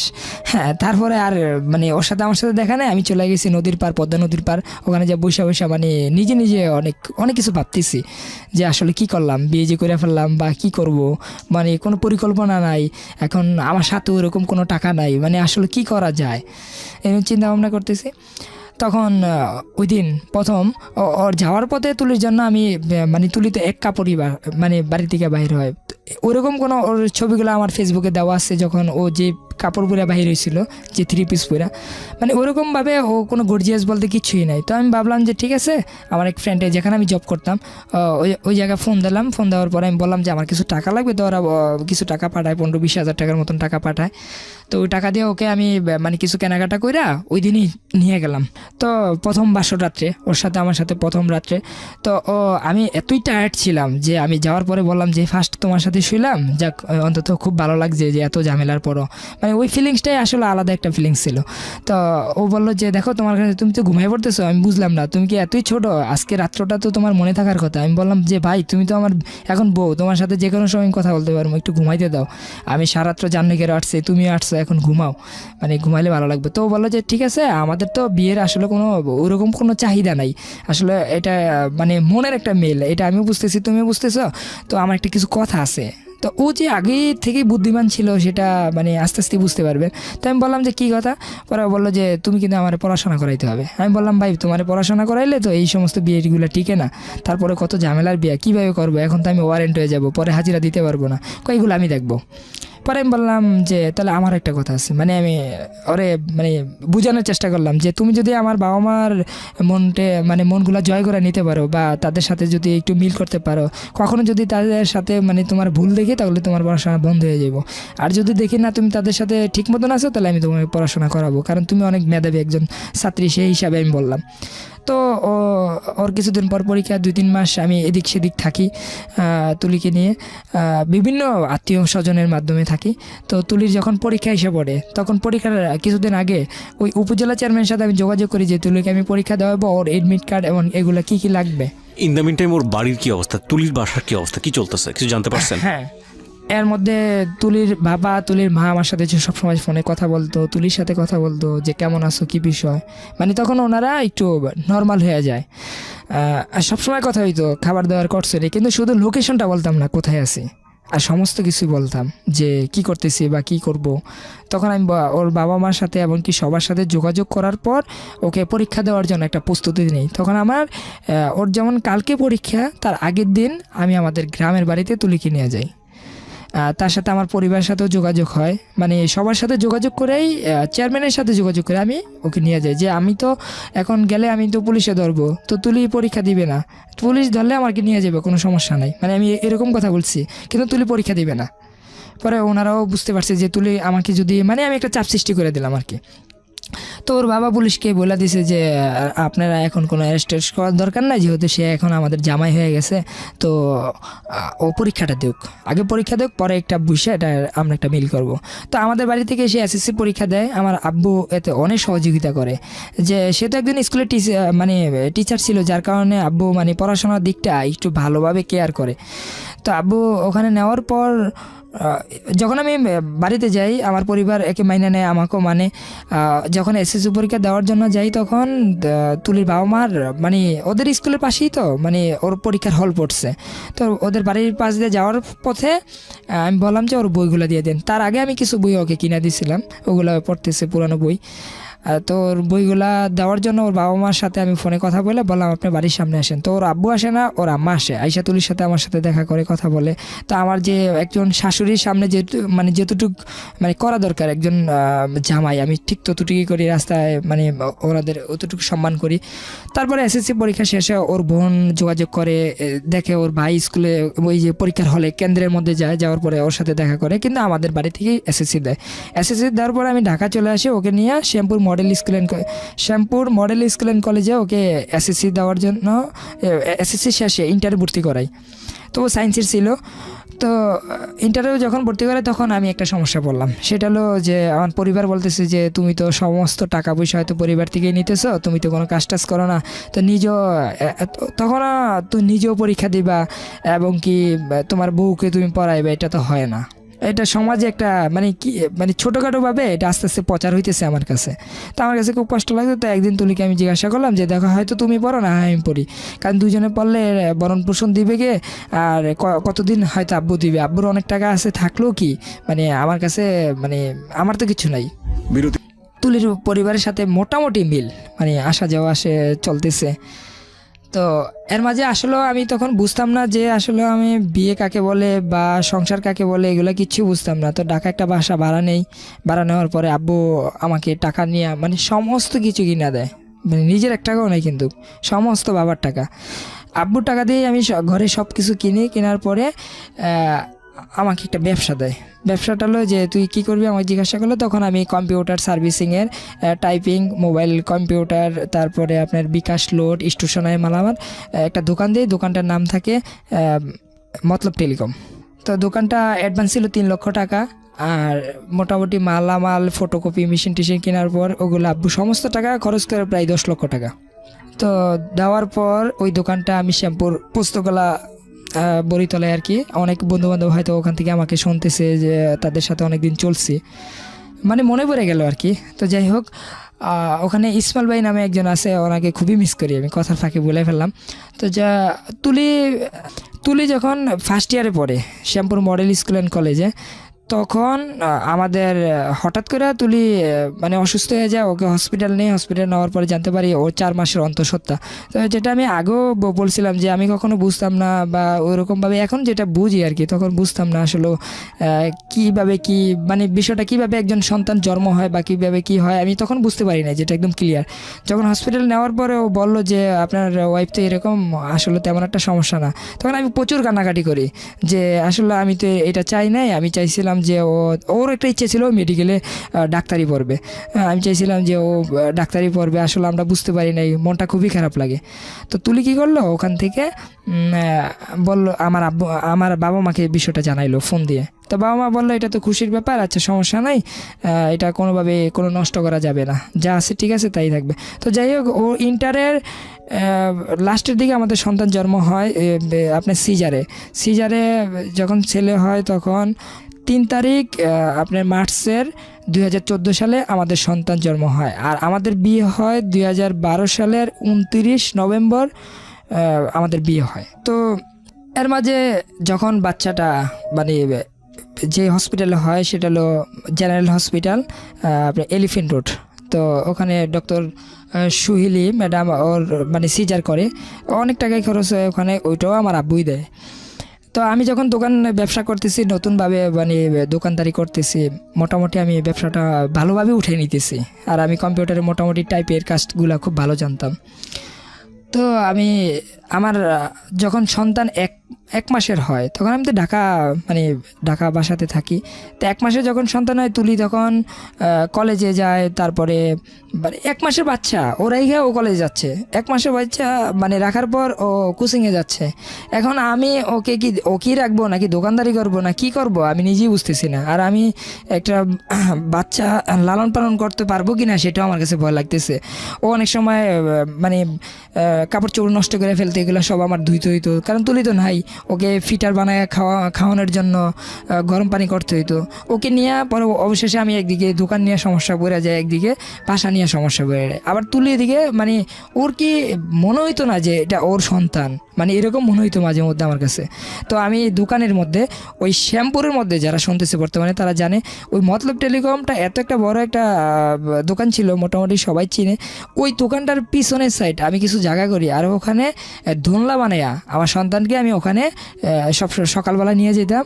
আবার তুলি যখন কলেজ থেকে আসতো ও দোকান থেকে যে ও নিয়ে আসতো, হ্যাঁ কোনো দিন নিয়ে আসতো, কোনো দিন আমি নিয়ে আসতাম। এরকমভাবে আমার সন্তানকে আমি দোকান থেকে লালন পালন করি, দোকানে রাখি, বাসায় রাখি, সব কিছু করতাম আমি। তো তুলি আসতো, আসার পর আমি বললাম না যে কোনো মা তার সন্তানের জন্য করে নাই, সেটা আমি বলি না। আমি বলতেছি যে করছে, যতটুকু পারছে ততটুকু করছে, কিন্তু ও সময় দিতে পারতো না। তবে আদর করতো, ও আদর করতো, আমিও করতাম। তো বেশিরভাগ আমার কাছেই ছিল। তো আমাদের সন্তান 1 মাসের যখন হয় তখন ওর মা ওনাদের নাতি দেখার জন্য আসছে। তা আমরা ইনভাইট করছি, আসছে, আমার বাবা মা বলছে ঠিক আছে আসেন। তো উনি অনেক দিন থাকার পরে তুলি আমার সাথে ওর মায়ের সাথে একটা বিতর্ক হয়ে যায়। বিতর্ক বলে আমার মাও আসে, ওর মাও আসে, বলতেছে দেখেন আমার মেয়ে তো বয়স অল্প, আপনাদের ছেলের কাছে তো আসলে বিয়ে দিতাম না, এখন তো যাই বিয়ে হয়ে গেছে, সন্তান হয়ে গেছে, সবই বুঝলাম, এখন একটা কাজের লোক রাখেন যে কাজ করবে, আমার মেয়ে পারবে না কাজ করতে। তখন আমার আম্মু বললো সে এই ঘরের বউ, সে কাজ করতে হবে, আর যদি সে না পারে সেটা আমরা দেখব। হ্যাঁ আমাদের দেশে বাড়িঘর আছে, আমরা তো ওখানে রাখতেছি না, সে তাদের সুবিধার্থে পড়াশোনার জন্য এই যে সমস্ত টাকা পয়সা সব কিছুই তো আমরা দিতেছি, তো আপনাদের সমস্যা কোথায়? আমার আম্মু বললো যে আমরা কাজের লোক রাখবো কেন, আমাদের তো এটা প্রশ্নই আসে না। ওদের সংসার সুখের জন্য ওরা যেভাবে খুশি এভাবে থাকতেছে, আমরা কেন রাখবো? আপনার যদি মন চায় আপনার মেয়ে কাজ করতে পারবে না, তাহলে আপনি রেখে যান, কারণ সে তো আমাদের কোনো খেদমত করতেছে না, সে তার সন্তান এবং কি তার হাজব্যান্ডের জন্য করতেছে, তা আমরা কি করব? এইভাবে কথা একটা বিতর্ক হয়ে যায়। তখন এক প্রকার আমার খুব প্রচণ্ড খারাপ লাগে যে আমার মাকে এইভাবে কথা বলতেছে, উনি তো আসলে। তো তুলিকে আমি বললাম তুলি তোমার মায়ের কথাগুলো কি হয়, এইভাবে যে আমার মাকে কথাগুলো বলতেছে। পরে ও আর মাকে বলল যে আপনারা আগেও এরকম করছেন, এখনও করতেছেন, আসলে আপনাদের জন্য কি সংসারটা টিকানো সম্ভব না মনে হয়, এইভাবে কা করতেছেন, আপনি ফার্স্ট আসলেন আমাদের বাসায়, আর আসার পরই এইভাবে ঝগড়া হইলো, এখন আপনার জামাইও তো মনে কষ্ট পাইছে, এইভাবে বলতেছে। তো উনি কী করলো, উনি খুব বুদ্ধিমান ছিল আমার শাশুড়ি, সে কী করলো যে একটু হাসি খুশি দিয়া বললো যে আরে আমি এইভাবেই কথাগুলো বলছিলাম, একটা কাজ করেন আমাকে 1-2 লক্ষ টাকা ধার দিতে পারবেন, আমাদের একটা সমস্যা হয়েছে, এই জন্য আসছি বিশেষ করে। উনি প্রসঙ্গটা ওইভাবে নিয়ে গেল। তো আমার আম্মা বললো এটা আপনার জামাই আছে, জামাইকে না বলবেন, আপনার মেয়ে আছে, মেয়েকে বলেন, তারা যদি পারে দিবে, আর আমাদের কাছে চাইলে এটা আমার হাজব্যান্ডকে জানাবেন, জিশানের বাবাকে জানাবেন, এটা তো আমি কিছু করতে পারবো না। পরে আমার শ্বশুর ওই টাইমে ফোন দেয় বলতেছে যে বাবা আমার তো একটা সমস্যা, কিছু এলাকায় কিছু পুকুর উনি চাষ করতো, এটা 2-3 বছরের জন্য, ওই পুকুরগুলা রাখার পরে আমার অনেক টাকা লস হয়ে যায়, এখন আমাদের কিছু টাকা লাগবে। তো আমি জিজ্ঞাসা করলাম কত টাকা, তো উনি বললো যে বেশি না, আমার 1 লক্ষ টাকা হইলেই কাজটা সমাধান হবে। তা আমার আব্বু ওই টাকাটা ওদেরকে ধার দেয়। তো আমরা ভাবলাম যে না টাকা ধার নিছে, আর এরকম কিছু হবে না, একটু হেলোমেলো চিন্তা ভাবনা আর কি। যখন আমার সন্তানটা আস্তে আস্তে বড় হয়, 1 মাসের হয়, আমি 1 মাসের দিকটাই আমি বলি, তো আমি যখন গ্রামে চলে যাই, তো আমার ছোট ভাই তখন ঢাকাতে থাকে, ঢাকাতে ওকে নিয়ে আসি ক্লাস, ছোটো ভাইয়ের নাম সজল। তো সজল ক্লাস 7 এসে ঢাকাতে শ্যামপুর মডেল স্কুল অ্যান্ড কলেজে ভর্তি হয় আর কি। তো ওখানে যখন ও ভর্তি হয় তখন ও শুধু ঢাকা থাকতো, আমাদের ফ্ল্যাটে 2 রুম ছিল, আমার ছোটো ভাই 1 রুমে ঘুমাইতো, মাঝে মধ্যে বাবা মা আসতো, আর আমরা 1 রুমে ছিলাম। তো একদিন সকাল ভোর আমার আম্মু যখন আমি এখানে আরেকটা কথা ভাই, যে কিবরে ভাই বিষয়টা এরকম, আমি বাচ্চাটাকে লালন পালন করতে করতে আমার দোকানে ক্ষতি হয়ে যায়, তখন আমি কি করব, আমার আম্মুকে বিষয়টা বললাম। তো আম্মু ঢাকা চলে আসে যে ঠিক আছে তোর আব্বু তো বাইরেই, তা আমি আর বাড়িতে থেকে কি লাভ, বাচ্চা ছোটো ভাই তো ঢাকা চলে গেছে, তোর সাথেই থাকে, ঠিক আছে আমি আসতেছি। তো আমার আম্মু আসে, আসার পরে এই সমস্ত অবদান আমি দেখছি যে একটা সন্তান কিভাবে মানুষ করতে হয়, সেটা আমার মায়ের কাছে আমি দেখছি। তো আমার মা ওকে অনেক লালন পালন করে, গোসল করাইতো, সব কিছু করতো। আর তুলির পড়াশোনা নিয়ে খুব ব্যস্ত, আর আমি দোকান নিয়ে ব্যস্ত। একদিন আমি যখন গ্রামে চলে যাই, গ্রামে যাওয়ার পর আমি আমার আম্মু দেশে চলে যাই, আর আমার ছোটো ভাই আর তুলি ঢাকা থাকে। তখন সন্তানটার বয়স পুরা ফুল 1 মাস। তো তখন ওর সাথে আমার কথা হইলো যে তোমার আব্বুকে বাজারে দেখছিলাম, সে বললো যে কোথায় যাও। তাই আমি বললাম আমার বোনেদের বাসায় তরমুজ দেবো, তো সেই জন্য গ্রামে আসছি। তারা বললো যে তা আমাদের বাসায় তরমুজ দিয়ে যাও। তা আমি কী করলাম, ওখান থেকে তরমুজ কিনা মানে আমার শ্বশুরের হাতে ধরাই দিলাম যে আপনি নিয়ে যান। তো আমি তুলিকে বিষয়টা এইভাবে বলছি খোলামেলা, দেখো মানুষের শ্বশুরবাড়ি থেকে তরমুজ আনে আর আজকে আমার দিতে হয়, যাই হোক তোমাকে ভালোবাসি বিদায়। তো আমার আম্মুর কাছে ফোন দিয়ে একটু যোগাযোগ নিও, কেমন আছে কি বিষয়। তখন ফুট করে মানে কোনো কথা নাই বাড়তি নাই, সে বলতেছে তোমার মা কে? আমি তো চিনি না, আমি তো তাদের সাথে কোনো মানে কথা বলার কোনো ওই নেই, আমি তোমাকে বিয়ে করছি, আমি তোমাকে চিনি, কে তোমার মা আর কে তোমার বাবা সেগুলো আমার জানার বিষয় না। মানে আমি মনে হয় যে আসমান থেকে বললাম না এই বিষয়টা কি। পরে ওর সাথে আমার খুব বিরক্ত লাগে। পরে আমি বললাম তুমি কি ভুলে গেছো যে তুমি আমার সাথে সেই প্রথম রাত্রে বলছিলা যে তুমি পড়াশোনা করবা, আর আমার বাবা মার মনে কষ্ট দিলে বা আমাদের সংসারে ঝামেলা হলে তোমার পড়াশোনাটা বন্ধ হয়ে যাবো। এখন কি তুমি এটাই চাও? তুমি তো মেডিকেল পড়বা, তো তোমার কি কোনো কমন সেন্স বলতে কিছু নাই? পরে সে বললো যে না আমি তোমাকে চিনি, কোনো ইসলামের শরিয়াতে মানে আমাকে বুঝাইতেছে যে কোনো শ্বশুর খেদমত করার কোনো বউর কোনো এখতিয়ার নাই। তাই আমি বললাম ভাই পার্সোনাল ব্যাপারও তো থাকতে পারে, মানে মানুষের মন মানসিকতাও তো চেঞ্জ হতে পারে, মানবিক দিক থেকেও তো মানুষ দেখতে পারে, আর আমি তো তারই সন্তান। তো এইভাবে অনেক কথা কাটাকাটি হয়। সকাল ভোর আমার ছোটো ভাই ফোন দিয়ে বলে যে ভাইয়া বাসায় দরজা খোলা সকাল 6টার দিকে, ভাবিও নাই বাবুও নাই, ওকে খুঁজে পেতেছি না। তখন ওর আব্বুকে আমি ফোন দিলাম যে কোথায় তুলি, তো হয়তো আমার সাথে একটু রাগ করছে, ওর সাথে গতকালকে আমার অনেক কথা কাটাকাটি হয়েছে, তুলি আপনাদের বাসায় গেছে। ওর আব্বু বললো যে 24 ঘন্টার মধ্যে আমার মেয়েকে বাইর করে দিবা, মানে তুই তাই করা যত গালাগালি বাড়ে সব করতেছে। আমি তো মানে কি করব কিছু বুঝতেছি না। তো আম্মুকে বিষয়টা জানাইলাম। পরে আম্মু বললো যে ঠিক আছে আমি আমার ভাইয়ের সাথে কথা বলি। তো আম্মু বললো যে দেখেন ওরা কথা বলছে একটা ছোট্টখাটো বিষয় নিয়ে, জিশানের কাছ থেকে শুনলাম, আমি কিন্তু বলি নাই যে আমার কাছে ফোন দেওয়ার জন্য। আর আপনার মেয়ে যে এই যে আসছে, সে তো গ্রামে কোনো দিন আসেই না, আর যদিও আসে 2-3 দিন বেড়ায় চলে যায়, থাকে তো ঢাকা দিয়ে, ওর পড়াশোনা নিয়ে ব্যস্ত, নাতিটাও আমার দেখতে হয়, সবই দেখতে হয়। এখন কী নিয়ে কথা কাটাকাটি হয়েছে জানি না, মেয়েটা কোথায় আছে একটু বলেন, আমাদের সান্ত্বনা দেন। একটা 1 মাসের বাচ্চা, একটা দুর্ঘটনা হয়ে গেলে পরে বলেই না। পরে ওই যে ওদের এলাকায় কিছু সহযোগিতা লোক যারা আমাকে প্রথম সহযোগিতা করছিল, তারা আমাকে খবর দিল যে তুলি একটা মাইক্রো কারে দিয়ে সকাল 8:30টার দিকে ওদের বাসায় ঢুকছে, এটা অনেকেই দেখছে। পরে আমরা শিওর এলাম। শিওরের পরে আমার পরিবার, আমার এক ছোটো বোনের হাজব্যান্ড কুয়েত থাকে, তো জামাল ভাই ওদের বাসায় যায়, মানে আমার দুলাভাই। যাওয়ার পরে বলতেছে ভাবি কী সমস্যাটা হয়েছিল যে আপনি চলে আসলেন, আপনাদের এত মানে কী ঝামেলা হলো বাচ্চাটা নিয়ে চলে আসলেন। পরে বলল যে দেখেন আমি কাবিন ছাড়া যাব না, মানে ও ডাইরেক্ট বললো যে আপনি তো আমাকে নিতে আসছেন কিন্তু আমার কোনো কাবিন হয় না, আমি কাবিন ছাড়া যাব না, এখন কাবিন করতে হবে 15 লক্ষ টাকা, তাহলে আমি যাবো, এছাড়া আমি যাব না। তখন আমার আব্বু ফোন দিয়ে বললো যে আমার আব্বু বাহির থেকে ওরে স্বর্ণ অলংকার যাই মানে খুশি যখন মন যেত তখনই পাঠিয়ে দিত। ওর এক একটা মোবাইল মানে খুব দামি দামি ছিল, ওর প্রত্যেকটা ড্রেস খুবই দামি দামি ছিল। এগুলা আমার তো সামর্থ্য ছিল না একটা দোকানদারি করে এগুলো করার জন্য, তা আমার আব্বুই করতো বেশিরভাগ। আর আমি যেটা করতাম প্রতি মাসে 20,000-15,000 টাকা ইনকামিং করলে এটা তো ঢাকা শহরে এইভাবেই খরচ হয়ে যায়, এর মাঝে ওর পড়াশোনা খরচ। হ্যাঁ, তুলির সাথে আমার আব্বু যোগাযোগ করে যে মা তোমার কী সমস্যা হয়েছে তুমি বলো। পরে বললো যে দেখেন আমি আপনারা অনেক সম্মান করি, আপনিও আমাকে অনেক বেশি ভালোবাসেন ঘরের মধ্যে, জিশানের পর কিন্তু আপনি আমাকে বেশি ভালোবাসেন। তো সেই সাথে আমি বলি আমি কাবিন করলে যাব, আর কাবিন ছাড়া যাব না, তবে কাবিন হতে হবে 15 লক্ষ টাকা।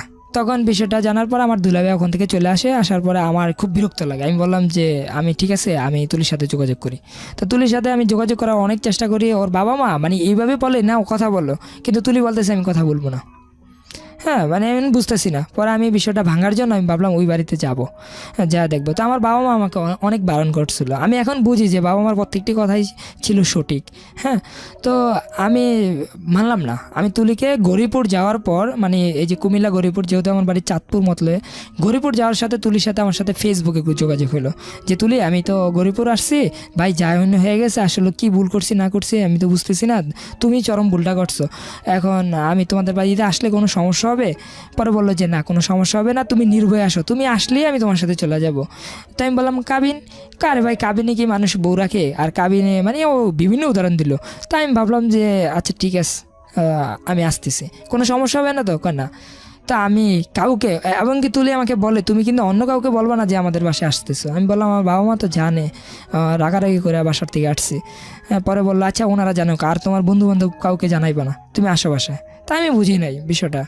তা আমি ওদের বাসায় যাই, যেহেতু তুলির ও আমার স্ত্রী, ওই তো আমার সব কিছু, মানে আমি এরকম ভাবতাম এর চেয়ে বিশ্বস্ত লোককে।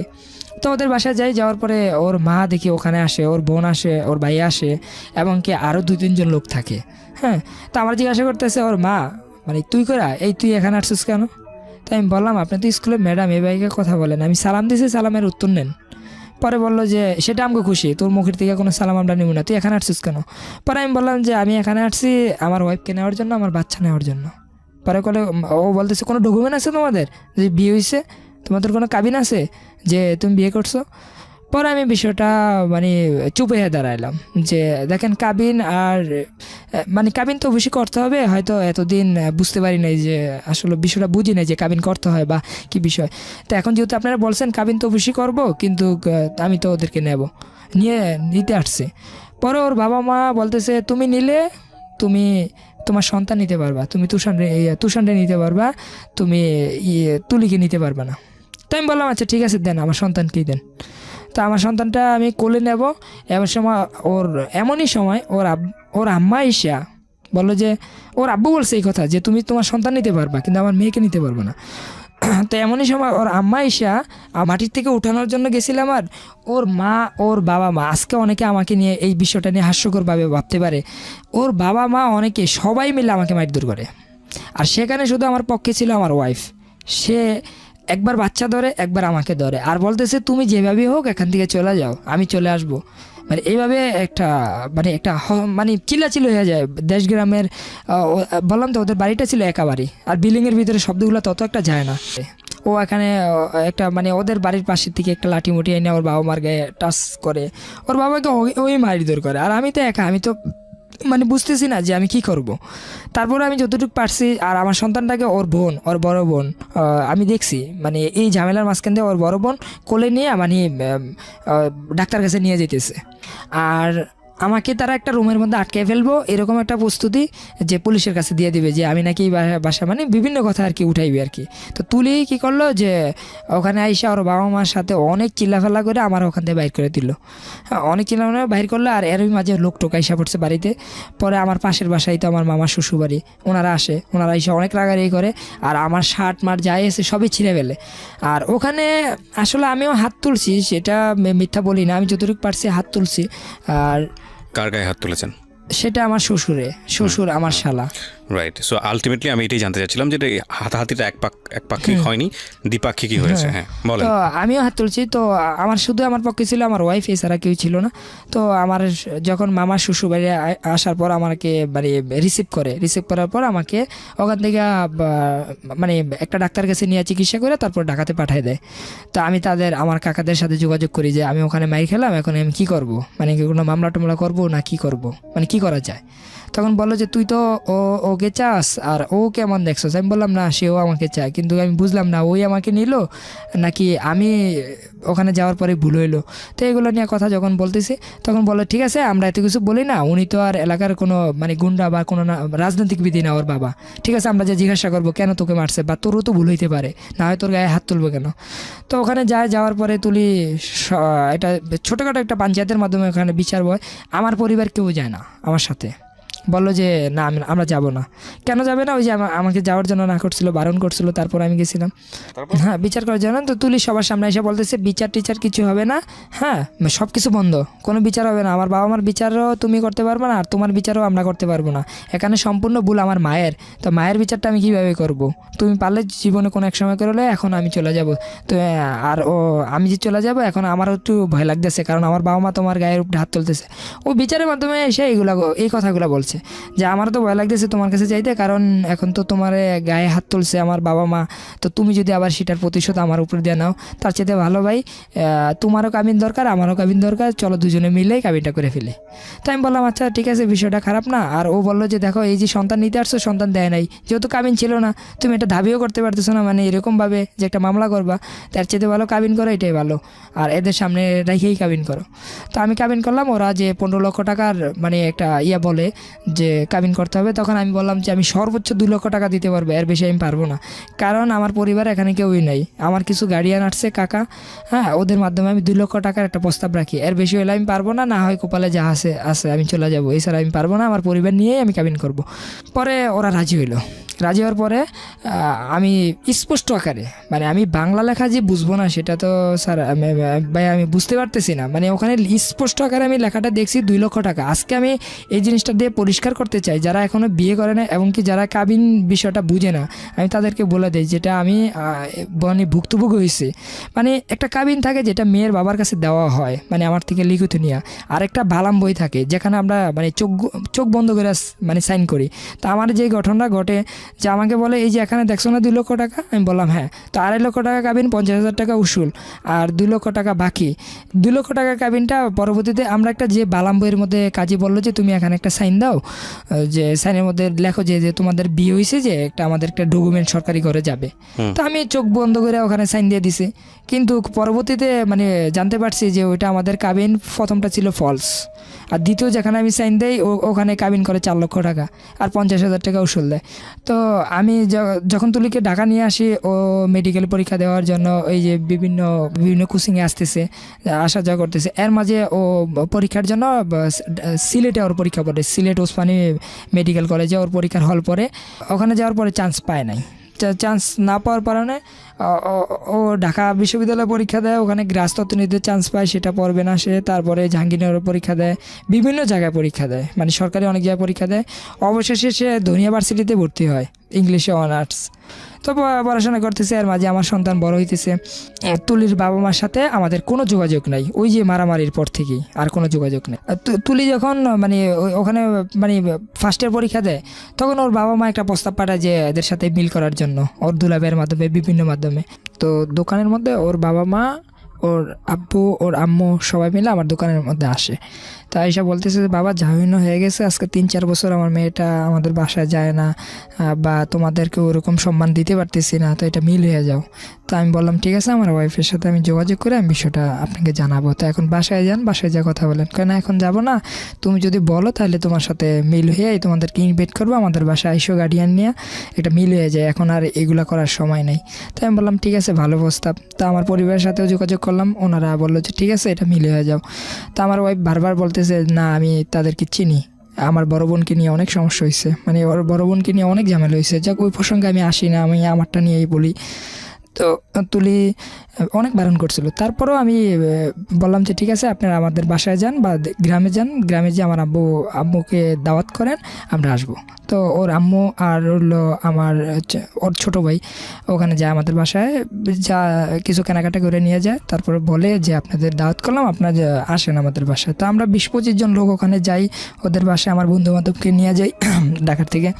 তো সবারই খাবার দিছে, কিন্তু আমার খাবারের সময় ওদের খাবারটা শেষ হয়ে গেছে। আসলে আমি খাবার নিয়ে কথাটা বলতাম না এখানে, হয়তো অনেকে অনেক মানে ছোটো মনে করতে পারে আমাকে, কিন্তু বিষয়টা হলো সবার সামনে আমাকে অপমান করা হয়েছে আর কি। তো যাই হোক, আমি এই বিষয়টা কোনো কথায় আমার ওয়াইফকে আজও পর্যন্ত বলি নেই, আজকেই বললাম, আমার কাছে অনেক কষ্ট লাগছে। তো ওই দিনই আমার ওয়াইফকে নিয়ে আমি চলে আসি, এমনকি তাদেরকে দাওয়াত করি যে আমাদের বাসায় আসেন, আপনারা লোকটোক নিয়ে আসিয়া মানে আমাদের বাসায়ও খাওয়া দাওয়া করেন। তো ওরা আর আমাদের বাসায় বললো যে আসবো বলতেছে, তোমার আব্বু তো বাহিরে, উনি আসুক তারপরে আমরা যাব। তো এরকম একটা কথা চলতেছে, আমি ঢাকা হিসাবে ব্যবসা করতেছি। তো তার মাঝে তুলি প্রায় সময় ওদের বাসায় যাইতো, মানে আমাকে নিয়ে যেত। তো যখন ওখানে যাইতাম আমার শ্বশুরবাড়িতে, তখন আমি অনেক কিছু ফলো করতাম যে ওরা আমাকে মানে একটু অন্য চোখে দেখে, অন্যভাবে দেখে। তো যাই হোক, কিন্তু আমি আমার ওয়াইফ এগুলা নিজেই, সে অনেক রাত্রে কান্নাকাটি করে আমাকে বলে যে আজকে। আচ্ছা, 1 মিনিট একটু থামাচ্ছি আপনাকে। একটা হচ্ছে অন্য চোখে দেখার পেছনের কারণটা কি, মানে আপনার অর্থনৈতিক অবস্থা তাদের অর্থনৈতিক অবস্থার মধ্যে পার্থক্য আছে, বিষয়টা কিরকম? না, সেটা এরকম না, মানে অর্থনীতি যদি সঠিকভাবে মাপা হয় ওদের তুলনায় আমাদের একটু ভালো আছে, যদিও আমার না, সেটা আমার বাবার। আচ্ছা, হ্যাঁ, আপনার স্ট্যাটাসটা তেমন একটা ছিল না, আপনার লেখাপড়া শেষ হয় এসএসসি পড়া অবস্থাতেই, আমার ইন্টার পর্যন্ত, আর আপনার ওয়াইফ তখন অনার্স থার্ড ইয়ারে পড়ে। অনার্স থার্ড ইয়ারে। তো এখন যখন ও ওই বাড়িতে আসা যাওয়া করতেছে প্রচুর পরিমাণে, একটা ভালো মিল হয়ে গেল। তো ওর বাবা মা আমার বাসায় আইসা বেড়াইতেছে, ওর বোন আসতেছে, সবাই আসতেছে, আমিও যাইতেছি। তো এরকম সুন্দর একটা পরিবার চলতেছে। তো এর মাঝে এই যে আবার রোজা ঈদে রোজা ঈদের কথা বলি, তো আমার এক জেঠি আম্মা মারা যায় ঈদের 4 দিন আগে। তো আমার আম্মু আইসা বলতেছে যে দেখ দোকান তো এখন তুই একদিনের জন্য বন্ধ রাখ, তো জেঠি আম্মা মারা গেছে দেশে যাই দেবো। তো আমি বললাম যে ঈদের 4 দিন আগে যদি দোকানটা বন্ধ করে দেয় তাহলে অনেক কষ্ট হয়ে যাবে আমার জন্য। তো একটা কাজ করেন, এখন তো দোকানটা ভালো চলবে, তো তুলিকে নিয়ে যান, তুলি আর তুষানকে নিয়ে যান। তো তুলি আর তুষান যাওয়ার জন্য রাজি না আমাকে ছাড়া, তারপরেও আমি ওদেরকে পাঠাই। তো ও আমার আম্মুর সাথে সকাল ভোরে 8টার দিকে রওনা দেয়, দেশে যায়, জানাজা শেষ করে তারপর আমার সাথে মেসেজে কথা হয়। আমরা কিন্তু সবসময় মেসেজে কথা কে বলি। মারা গিয়েছে? আমার জেঠি আম্মা গ্রামের। ওকে। তো তুলি ওখানে যাওয়ার পরে আমাকে সব কিছু আপডেট জানাচ্ছে যে মেসেজের মাধ্যমে কোথায় কী করতেছে। তো হঠাৎ করে আমি যখন ও এখান থেকে যায়, তো ওর সাথে আমার সাথে আজকে এই যে 1 বছর মিল হয়েছে ও আমার পরিবারের সাথে, একটা বিষয় নিয়ে দ্বন্দ্ব হইতো সবসময়। সেটা হলো ও বাড়িতে গেলে যদি বলতো যে আজকে আসবো, আজকে আসতো না, আর 4-5 দিন পরে আসতো। এই জিনিসটা আমার কাছে কেন জানি খারাপ লাগতো। মানে ও সব কথা আমার রাখতো, যে আমি যেভাবে বলতাম সেভাবেই চলতো, বা ও যেভাবে বলতো আমি সেভাবেই চলতাম, কিন্তু এই কথাটা ও রাখতো না। তো এটা নিয়ে আমি আম্মুকে যখন তুলি আমার বাসার থেকে যায়, তখন আমি সকালবেলা আম্মুর সামনে বলি যে এবার আর আশিনপুর পাঠাবেন না, মানে আমার শ্বশুরবাড়িতে তুলিকে দিবেন না। হ্যাঁ, তো আর যদি দিতে চান তাহলে আমার সাথে যোগাযোগ করবেন। তুলিকে বললাম ঠিক আছে, তুলিকে বললো যে হ্যাঁ তুমি যেটা বলবা সেটাই। তো ও বাড়িতে যাওয়ার পরে মেসেজে কিন্তু আমার সাথে যেভাবে কথা বলতেছে আমি কিন্তু বুঝতে পারছি ওর মনটা খারাপ। তো আমি প্রশ্ন করলাম ঈদের 2 দিন আগে যে তোমার মনটা প্রচুর খারাপ কেন? তুমি বুঝতে পারছো? আমি বললাম হ্যাঁ। অনেক বছর তোমাদের বাড়িতে থেকে ঈদ করতেছি, এবার যদি আমাদের বাড়িতে ঈদ করতাম হয়তো ভালো লাগতো। তো আমি বিষয়টা মানে খুব গুরুত্বপূর্ণভাবে মানে মাথায় রাখি। তো ওরা আমি মেসেজ দিয়ে বললাম ঠিক আছে তুমি বাবা মার সাথে আমাকে বইলা তুমি চলে যাও, ওখানে ঈদ করো। তো অনেক খুশিতে ওই দিনে বিকালে বললো তাহলে আমার আরেকটা কথা রাখো, আমি আজকেই চলে যাই। বললাম আজকে কেন? ঈদের তো আরও 2 দিন বাকি আছে, তুমি কালকে যাও। কারণ আজকে আমাদের বাড়িতে একটা মাহফিল, আমার আম্মু অনেকবার ফোন দিতেছে, আব্বু ফোন দিতেছে, ওই মাহফিলের মধ্যে মানে আমার থাকলে হয়তো একটু সুবিধা হবে। তো আমি বললাম ঠিক আছে। তো আমার আম্মার সাথে যোগাযোগ করলাম, আব্বুর সাথে যোগাযোগ করলাম, পরে বললাম যে ঠিক আছে তুমি চলে যাও। তো আমার আম্মু ওই যে খেয়াঘাট পর্যন্ত, মানে আমার বাড়ির থেকে ওদের বাড়িতে যাওয়ার পথে একটা নৌকাঘাট পড়ে আর কি, ওই খেয়াঘাট পর্যন্ত আমার সন্তানকে এমনকি তুলিকে নৌকাতে উঠে দিয়ে আসে ট্রলারের মধ্যে। তো ট্রলার থেকে পার হয়ে তুলি মেসেজ দিতেছে যে আমি বাজারে আসি, তারপরে বলতেছে সিএনজিতে উঠছে, ওই বাড়িতে যাওয়া মেসেজ দিছে। তারপরের দিনও কথা হয়েছে মেসেজের মাধ্যমেই, ফোনে কথা হইতো খুব অল্প, আর আমিও ছিলাম ব্যস্ত। তারপর ওদের ঈদ হইলো। তো ঈদের দিন এই প্রথম আমি ঈদে বাড়িতে যাই না এই কারণে আমার টাকা পয়সাটা একটু, আমি আগেও বললাম যে আমার দোকানে একটু সমস্যা চলতেছে, মানে দোকানটা ফটোকপি মেশিন নষ্ট হয়ে গেছে, কম্পিউটার নষ্ট হয়ে গেছিলো, এগুলো নিয়ে আমি খুব মন খারাপ যে এখন যদি দোকানটা বন্ধ থাকে তাহলে আমার জন্য খুবই সমস্যা পড়ে যায় মধ্যে। তাছাড়া ওর সামনে আবার এডমিশন ফি দিতে হইব, মানে এরকম অনেক চিন্তা ভাবনা পড়ে যায়। তো আমি ঈদের যাই না। তো ঈদের দিন আমি যখন বাইতুল মোকাররমে ঈদের নামাজ পড়ার পর ও আমাকে ফোন দিল। ঈদের দিন আর কোনো কথা হয় না আমার সাথে, মানে ঘুম থেকে উঠে আমি নামাজ পড়তে চলে আসছি, মোবাইল বন্ধ ছিল। তো ফোন দিল ফার্স্ট, বললো যে কেমন আছো? তা আমার না চোখের পানি এসে পড়ছে, মানে কান্না চলে আসছে যে এই ফার্স্ট তোমাদের ছাড়া ঈদ করতেছি, বাবা মা ছাড়া ঈদ করতেছি, আজকে টাকার জন্য এত কষ্ট করতেছি। তো আসলে তোমরা ওইভাবে বুঝো না, এই যে ওই বাড়িতে গেছো, এখন আব্বু তো ফোন দিয়ে আমার সাথে অনেক রাগারাগি করতেছে, বলতেছে যে আমি বউর জন্য কাপড় চোপড় আনলাম, নাতির জন্য আনলাম, এখন বউরে তুই পাঠাই দিলি, এখন আমি কোন দিকে যেতাম? পরে সে বললো যে আমি তোমার জন্য কান্নাকাটি করি আর তুমি তোমার বাবা মার জন্যই কান্নাকাটি করো, এত বাবা মার ভক্ত আমি কখনো দেখিনি। তো আমি এটা বলার পরে আমার একটু বিরক্ত লাগে। তাই আমি বললাম যে এটা কেমন কথা, মানে ওর সাথে আমার সাথে ফোন একটু তর্কের মতনই চলতেছে। তাই আমি বুঝতে পারলাম আজকে ঈদের দিন যাক ওর সাথে তর্ক করবো না। তাই আমি বললাম যে দেখো ভাই আজকে ঈদের দিন, আজকে তর্ক করবো না, আমি কালকে আসতেছি, তুমি কালকে আমাদের বাড়িতে চলে আসো। পরে বললো হ্যাঁ তুমি তো আমাকে মানে বলেই দিছো ঈদের পরের দিন তোমাদের বাড়িতে যাইতে তো হবেই, তো ঠিক আছে।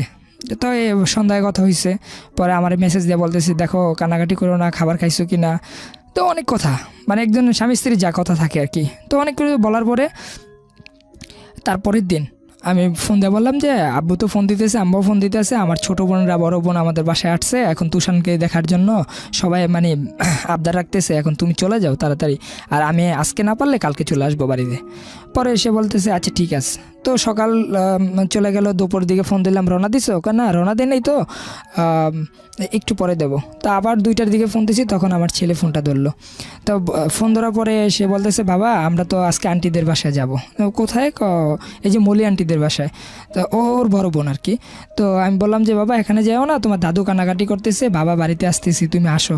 পরে বললো আচ্ছা ঠিক আছে বাবা, তাহলে আমি বাড়িতে। তখন আমার হয়তো ব্যক্তিগতভাবে তোমাকে চিরজীবনের জন্য হারাইতে হইব। তো এই মেসেজগুলো আমার কাছে আছে, মানে আমার কাছে খুব খারাপ লাগে যে মেসেজগুলো পড়ার পর। পরে আমি বললাম এটা কেমন কথা, তুমি আমার কাছে আসলে তুমি আমাকে হারাই ফেলবে, এটা মানে কি? পরে বলতেছে আচ্ছা এত কথা বলার সময় নাই, আমি আসবো না। মেসেজে কথা বলতেছে।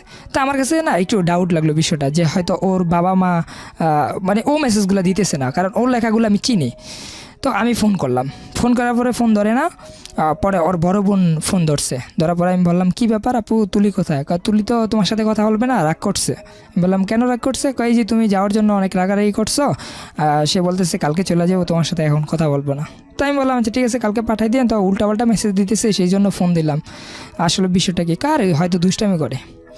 তা আমি আর কিছু বললাম না। তারপরের দিন সকাল 10টার দিকে ফোন দিতেছি, তখন আমার ওয়াইফের মোবাইল বন্ধ। তখন আমার শাশুড়ির নাম্বারে ফোন দিলাম, আমার জ্যাঠুসের নাম্বারে ফোন দিলাম, শ্বশুরের নাম্বারে ফোন দিলাম। সবাই বলতেছে সে চলে গেছে। তো আমি বললাম চলে গেছে তো সাথে আর কোনো ব্যাগ টেক নিছে? না, কাপড় চোপড় ব্যাগ তো তোমাদের বাসায় রেখে আসছে, আর ও পার্স ব্যাগ নিয়ে গেছে, আর তুষার নিয়ে গেছে। তো আমি একবার বাড়িতে ফোন দিই, একবার ঢাকা বাসায় আসি, দেখি কোথায় আসে নাই। এমন করতে করতে সন্ধ্যা 8টা বেজে গেছে। তখন আমার টেনশন লাগলো যে আসলে তুলি কোথায় গেল। তখন আমি ফোন দিই আমার শাশুড়ির সাথে একটু মানে রাগান্তিভাবে কথা বলি যে এটা কেমন তোর বিষয়, যে তুলি কোথায় গেল, এখনও বাসায় আসতে না। পরে বলতেছে যে তুমি আমার মেরে দাও, তুমি রাগারাগি করছো না কি করছো আমি জানি না, আমার মেয়ে কোথায় গেছে আমি জানি না। তারপরে আমি বাড়িতে চলে যাই। বাড়িতে যাওয়ার পর আব্বুর কাছে পুরো বিষয়টা বলি। তা আব্বু আর আম্মু ওই বাড়িতে যায় আমার আঙ্কেলকে নিয়ে। তো যাওয়ার পরে বলতেছে হয়তো তুলি রাগ করে কোথায় চলে গেছে, চলে যাবো বেয়াই, আপনি চলে যান বাড়িতে। তা আব্বু এই কথা মনে করে আসছে। কিন্তু আসার পরে আমার এক কাজিন আর কি বললো যে না বিষয়টা এরকম না, একটা জিটি করে রাখা উচিত, কারণ ওদের বিয়েটা একটু ঝামেলার বিয়ে, তো জিটি করে রাখেন, এটা সুবিধা হবে। তা আমিও বলছিলাম, কিন্তু আব্বু বললো যে আরে না এই বসে কিসের জিটি মিটি, হয়তো তুলি একটু মানবিকভাবে আমার ছেলের সাথে তো রাগ করছে, এটা তো রাগ করার কথা না, ওর সামনে পরীক্ষা, এখন কোথায় গেল। তেমন করতে করতে 2-3 দিন চলে গেল। তো ওর মা বলতেছে ওর সাথে ওর মায়ের সাথে ওর বলে যোগাযোগ হয়। তো এই কথা শোনার পর আমি আমার শ্বশুরবাড়িতে গেলাম। যাওয়ার পর আমি জিজ্ঞাসা করলাম আচ্ছা আপনি ফোন দিয়ে একটু কথা বলেন, আমি শুনি যে ওরা আসলে জীবিত আছে না, না কী সমস্যাটা একটু শুনি, বাস এতটুকু, আমি কিছু বলবো না, আমি চলে যাবো। তো সে বললো যে না আমার সাথে এখন আর যোগাযোগ হয় না, মানে সে উল্টাপাল্টা কথা বলতেছে। আর বিষয়টা হাইড করছে। হ্যাঁ আমাকে ওখান থেকে এক প্রকার বললো যে তুমি চলে যাও, তোমার শ্বশুর তোমাকে দেখলে রাগ করবে। আমি বললাম কেন? কই যে তুমি আর মেয়েকে মানে কথা বলছো। আমি বললাম সে তো এখন আমার ওয়াইফ, কী করছি আমি তো বলছি যে আসার জন্য, এছাড়া তো আর আমি কিচ্ছু বলি নাই। আর ভুল হলে তো আপনাদের মাঝে এটা সমাধান হয়ে যায়। তো তারপরে আমি ওখান থেকে রাগ হয়ে চলে আসি। হ্যাঁ আমাকে মোটামুটি ভালো কথা দিয়ে অপমান করে ওনারা। তো ওখান থেকে আমি আসার পর আব্বুরে বললাম না এখন আর সহ্যর মানে বাদ ভেঙে গেছে, এখন চলেন একটা চিঠি করে আসি। তো আমার আব্বু কোনোভাবেই মানলো না। এর 2 দিন পর তো আমি অনেক জায়গায় ফোন দিই, ওর বন্ধু বান্ধব সব জায়গায় ফোন দিই, কোথাও পাই না। 2 দিন পর আমার নামে একটা সমন জারি আসে। হ্যাঁ সমন জারি আসে কোর্ট থেকে, যে যৌতুক মামলা, আমি আমার বাবা মা আত্মীয় স্বজন সবাই নাকি একজোট হয়ে ওকে মারধর করছি, মানে মেন্টালি সমস্যা দিছে বিভিন্নভাবে। এই মামলাটা করছে তুলি, হ্যাঁ ধারালো 4। তো মামলাটা যখন করছে এটা মানে 1 মাসের টাইম নেয়, মানে আমাকে হাজিরা দেওয়ার আরও 1 মাস বাকি আছে, 24 তারিখ হাজিরা দেবে, মানে দিতে হবে। তা আমি তখন বুঝার বাকি নেই, হয়তো তুলি করতেছে নাকি তুলির বাবা মা করতেছে। তা আমার একটাই ধারণা যে এটা তুলির বাবা মা করতেছে, মানে আমার মাথায় এটাই আসে। তারপর আমার বাবা মাকে ওরা ইনভাইট করে যে আপনারা বসেন, তুলি আমাদের আন্ডারই আছে, কোথায় যেখানেই আসে আপনারা বসেন। তারপরে বললো যে ও মামলা করে দিয়েছে, এখন আমরা বসবো কেন, বসার তো কোনো মানি হয় না, আপনার মামলা করার আগেই বলতেন। পরে বলতেছে না মামলা তো করছি জিশানকে বুঝানোর জন্য যে ও আর জিশান আর তুলি এখন আর মিল নাই, মানে তুলি জিশানকে এখন আর ভালোবাসে না, সেই জন্য মামলা করছি, মামলা উঠাই ফেলবো। এখন বসেন, বসে ডিভোর্সের টাকাটা দিয়ে যান, আর সন্তান 2 বছর পর নিয়ে যান। তো আমার আব্বু বললো ঠিক আছে এটা ভালো একটা প্রস্তাব দিয়েছেন, সমস্যা নাই, আপনি একটা কাজ করেন তাহলে তুলিকে সামনে রাখেন, তুলি কথা বলবে, বাস আমরা বাইনে আসবো। হ্যাঁ ডিভোর্স হয়ে গেলে তো টাকা দিতেই হবে, মেয়ে যদি না থাকে আমরা তো জোর করে আনতে পারবো না। তবে ওর জন্য আমি অনেক কিছু করছি, সে আমার সামনে এসে বলুক যে আব্বু আমি আর আপনাদের বাসায় যাব না, বা আপনার ছেলের এই সমস্যা। তো সে যে আমাকেও লাগছে যে আমিও মারধর করছি। তো সে আমার সামনে আসে, না সে সামনে আসবে না, সে দূরেই থাকবে, দূরে থেকে ডিভোর্স লেটার দিয়ে দেবে, আপনি শুধু কাগজটা নিয়ে যাবেন আর টাকাটা দিয়ে যাবেন। পরে বললো যে কাবিন কত হয়েছে, আব্বু জিজ্ঞাসা করলো, তখন বলো 3.5 লক্ষ টাকা। তখন তো আমি তো হতবাক যে আমি তো 2 লক্ষ টাকা করছি। পরবর্তীতে বুঝতে পারলাম যে আমার কাবিনটা ডুপ্লিকেট করা, যেভাবেই হোক তারা 3.5 লক্ষ টাকা করছে। তুলি যখন এখন আমি তুলিকে কোনোভাবেই খুঁজে পাইতেছি না। 24 তারিখে আমরা বসি এই হাজিরা দেওয়ার জন্য যাই। তো যাওয়ার পরে কোর্টে অনেক সাক্ষী ওনারা নেয় যে আমরা মাইরদুর করছি, ওখানে বৈশা বিচার আচার করছি, এরকম অনেক কিছু লিখছে। তো যখন ম্যাজিস্ট্রেট ছিল মহিলা, তো উনি বলতেছে কী ব্যাপার, তুমি কি আরে মাইরদুর করো? আমি বললাম যে একটা ডকুমেন্ট দেখান আমাকে যে আমি ওকে মাইরদুর করছি কিনা, শুধু একটা দেখান তাইলে হবে। পরে বললো যে আচ্ছা তোমার কোনো সাক্ষী আছে? কয় স্যার মাইরদুর করে না তো, কিন্তু মেন্টালি সমস্যা দেয়, মানসিকভাবে সমস্যা দেয়, আমার পড়াশোনার সমস্যা হয়। পরে আমি বললাম পড়াশোনার সমস্যা হয় স্যার, আমি তো ক্লাস 10 থেকে অনার্স পর্যন্ত পড়াশোনা করাইতেছি, যদি সমস্যায় দিতাম এতটুকু পড়লো কীভাবে? পরে ও বলতেছে না এগুলো সব আমার বাবার টাকা, ও কখনো টাকা দিত না, ওর বাবাও দিত না। মানে এখন ও সম্পূর্ণ বিপক্ষে কথা বলতেছে আমার। পরে আমি বললাম আচ্ছা ঠিক আছে তুলি, হয়তো এই জীবন হয়তো আমাদের 24 বছর, তোমার 21 বছর, এই বয়সে হয়তো তুমি এখন বুঝতেছো না বা আমাকে একটা হস্তনস্ত করতেছো, আমরা তো আসলে কেউই এই পৃথিবীতে বাঁচবো না। তা তোমার উপরে নির্ভরশীল করলাম, তাতে যদি আমার জেল হয়, ফাঁসি হয়, আমি সেটাই মানবো। এখন তুমি বলো যে আমার কী কী অপরাধ? তো বললো যে স্যার ও কোনো মাইরধর করে না, কিচ্ছু করে না, ও সব দিকেই ভালো, কিন্তু মানসিকভাবে আমাকে টেনশন দেয়। তো তারপরে বললো ঠিক আছে, তো আমাকে বিল কেটে দিল, যেটা জেলে পাঠাই দিল। 16 দিন জেলে ছিলাম। 16 দিন যেদিন হাজিরা, আমার আবার 8 তারিখে হাজিরা ছিল। তো 8 তারিখে হাজিরা সময় তুলিও ছিল। তো তুলি আমাকে কোটলাপুর থেকে আনছে, সেকেন্ড টাইম জেল। হ্যাঁ সেকেন্ড টাইম। তো তুলি যখন আমার যেদিন হাজিরা হয়, ওই দিন তুলি বলতেছে স্যার যে পিছনে যা হয়ে গেছে আসলে ওর জামিন করে দেন, আমি ওর সংসার করবো। সে ওপেন বলতেছে। তো ম্যাজিস্ট্রেট বলতেছে তুমি কি তাকে নিবা? পরে আমি বললাম যে জি আমি নেব। এখন কোর্টটা আলাদা চেঞ্জ করা হয়েছে আমাদের উকিলের মাধ্যমে। পরে বললো আচ্ছা ঠিক আছে, তোমাদের 5 বছরের সন্তান আছে, সন্তানটার দিকে তাকাইয়া তোমরা সব কিছু মিল করে উকিলদের মাধ্যমে বসে এটা সমাধান করে ফেলো। তো তারপরে আমরা বললাম ঠিক আছে, আমার উকিল বললো ঠিক আছে। তো 2 উকিলের মাধ্যমে আমরা ওই বসার চেষ্টা করি, কিন্তু ওরা বসতে চায় না। তো বসতে তো চাই না। তারপরে আবার হাজিরার দিন যে আমরা বলি যে স্যার, মানে আমাদের উকিল বলতেছে যে আমরা বসার ট্রাই করছি, কিন্তু ওরা আসে নাই, ওরা হাজিরা দিয়ে চলে গেছে। এখন আজকে কীভাবে বসা যায় বা কীভাবে সমাধান করে দেন এইটাই চাই। পরে বললো যে আজকে 3টা বাজে আপনারা 2 পক্ষ এই উকিলের মাধ্যমে বসবেন। তো বললো যে আচ্ছা ঠিক আছে। তো ওই দিন আমরা বসার পরে আমার ওয়াইফ নাই ওখানে, আর এই 4 মাস পর্যন্ত আমার সন্তানকে একবারও আমরা দেখি নাই। তো ওয়াইফ নাই। এখন আমার শ্বশুর বলতেছে, আমি আগেও যেটা বলছি এখনও সেটাই বলি, কাবিনের টাকা দিয়ে দেন আর তুলি আসবে না সামনে। তো আমার আব্বু বললো যে তুলি না আসলে আমি এটা কীভাবে সমাধান করবো, তুলি না আসলে তো এটা সমাধান হয় না। এখন বিয়ে করছে ছেলে, ওর সাথে কী সমস্যা হয়েছে না সমস্যা হয়েছে এগুলো তো আমরা শুনবো, শোনার পরে না একটা মানে ডিভোর্স কথাটা আসবে। আপনি যদি তার আগেই বলেন কীভাবে হলো, আর তুলি বলুক, তুলি তো এখনই বললো যে সংসার করবে, এখন তুলিকে আপনি কোথায় পাঠাই দিচ্ছেন আর আমার নাতিটা কোথায়? তখন বললো যে নাতি সময় মতন পাইবেন আর তুলি আসবে না। তো এই কথা বলছে আব্বুর সাথে, আমার সাথে, আমাদের পরিবারের সাথে, তাদের সাথে ওখানে বসে আর কোনো সমাধান হয় নাই।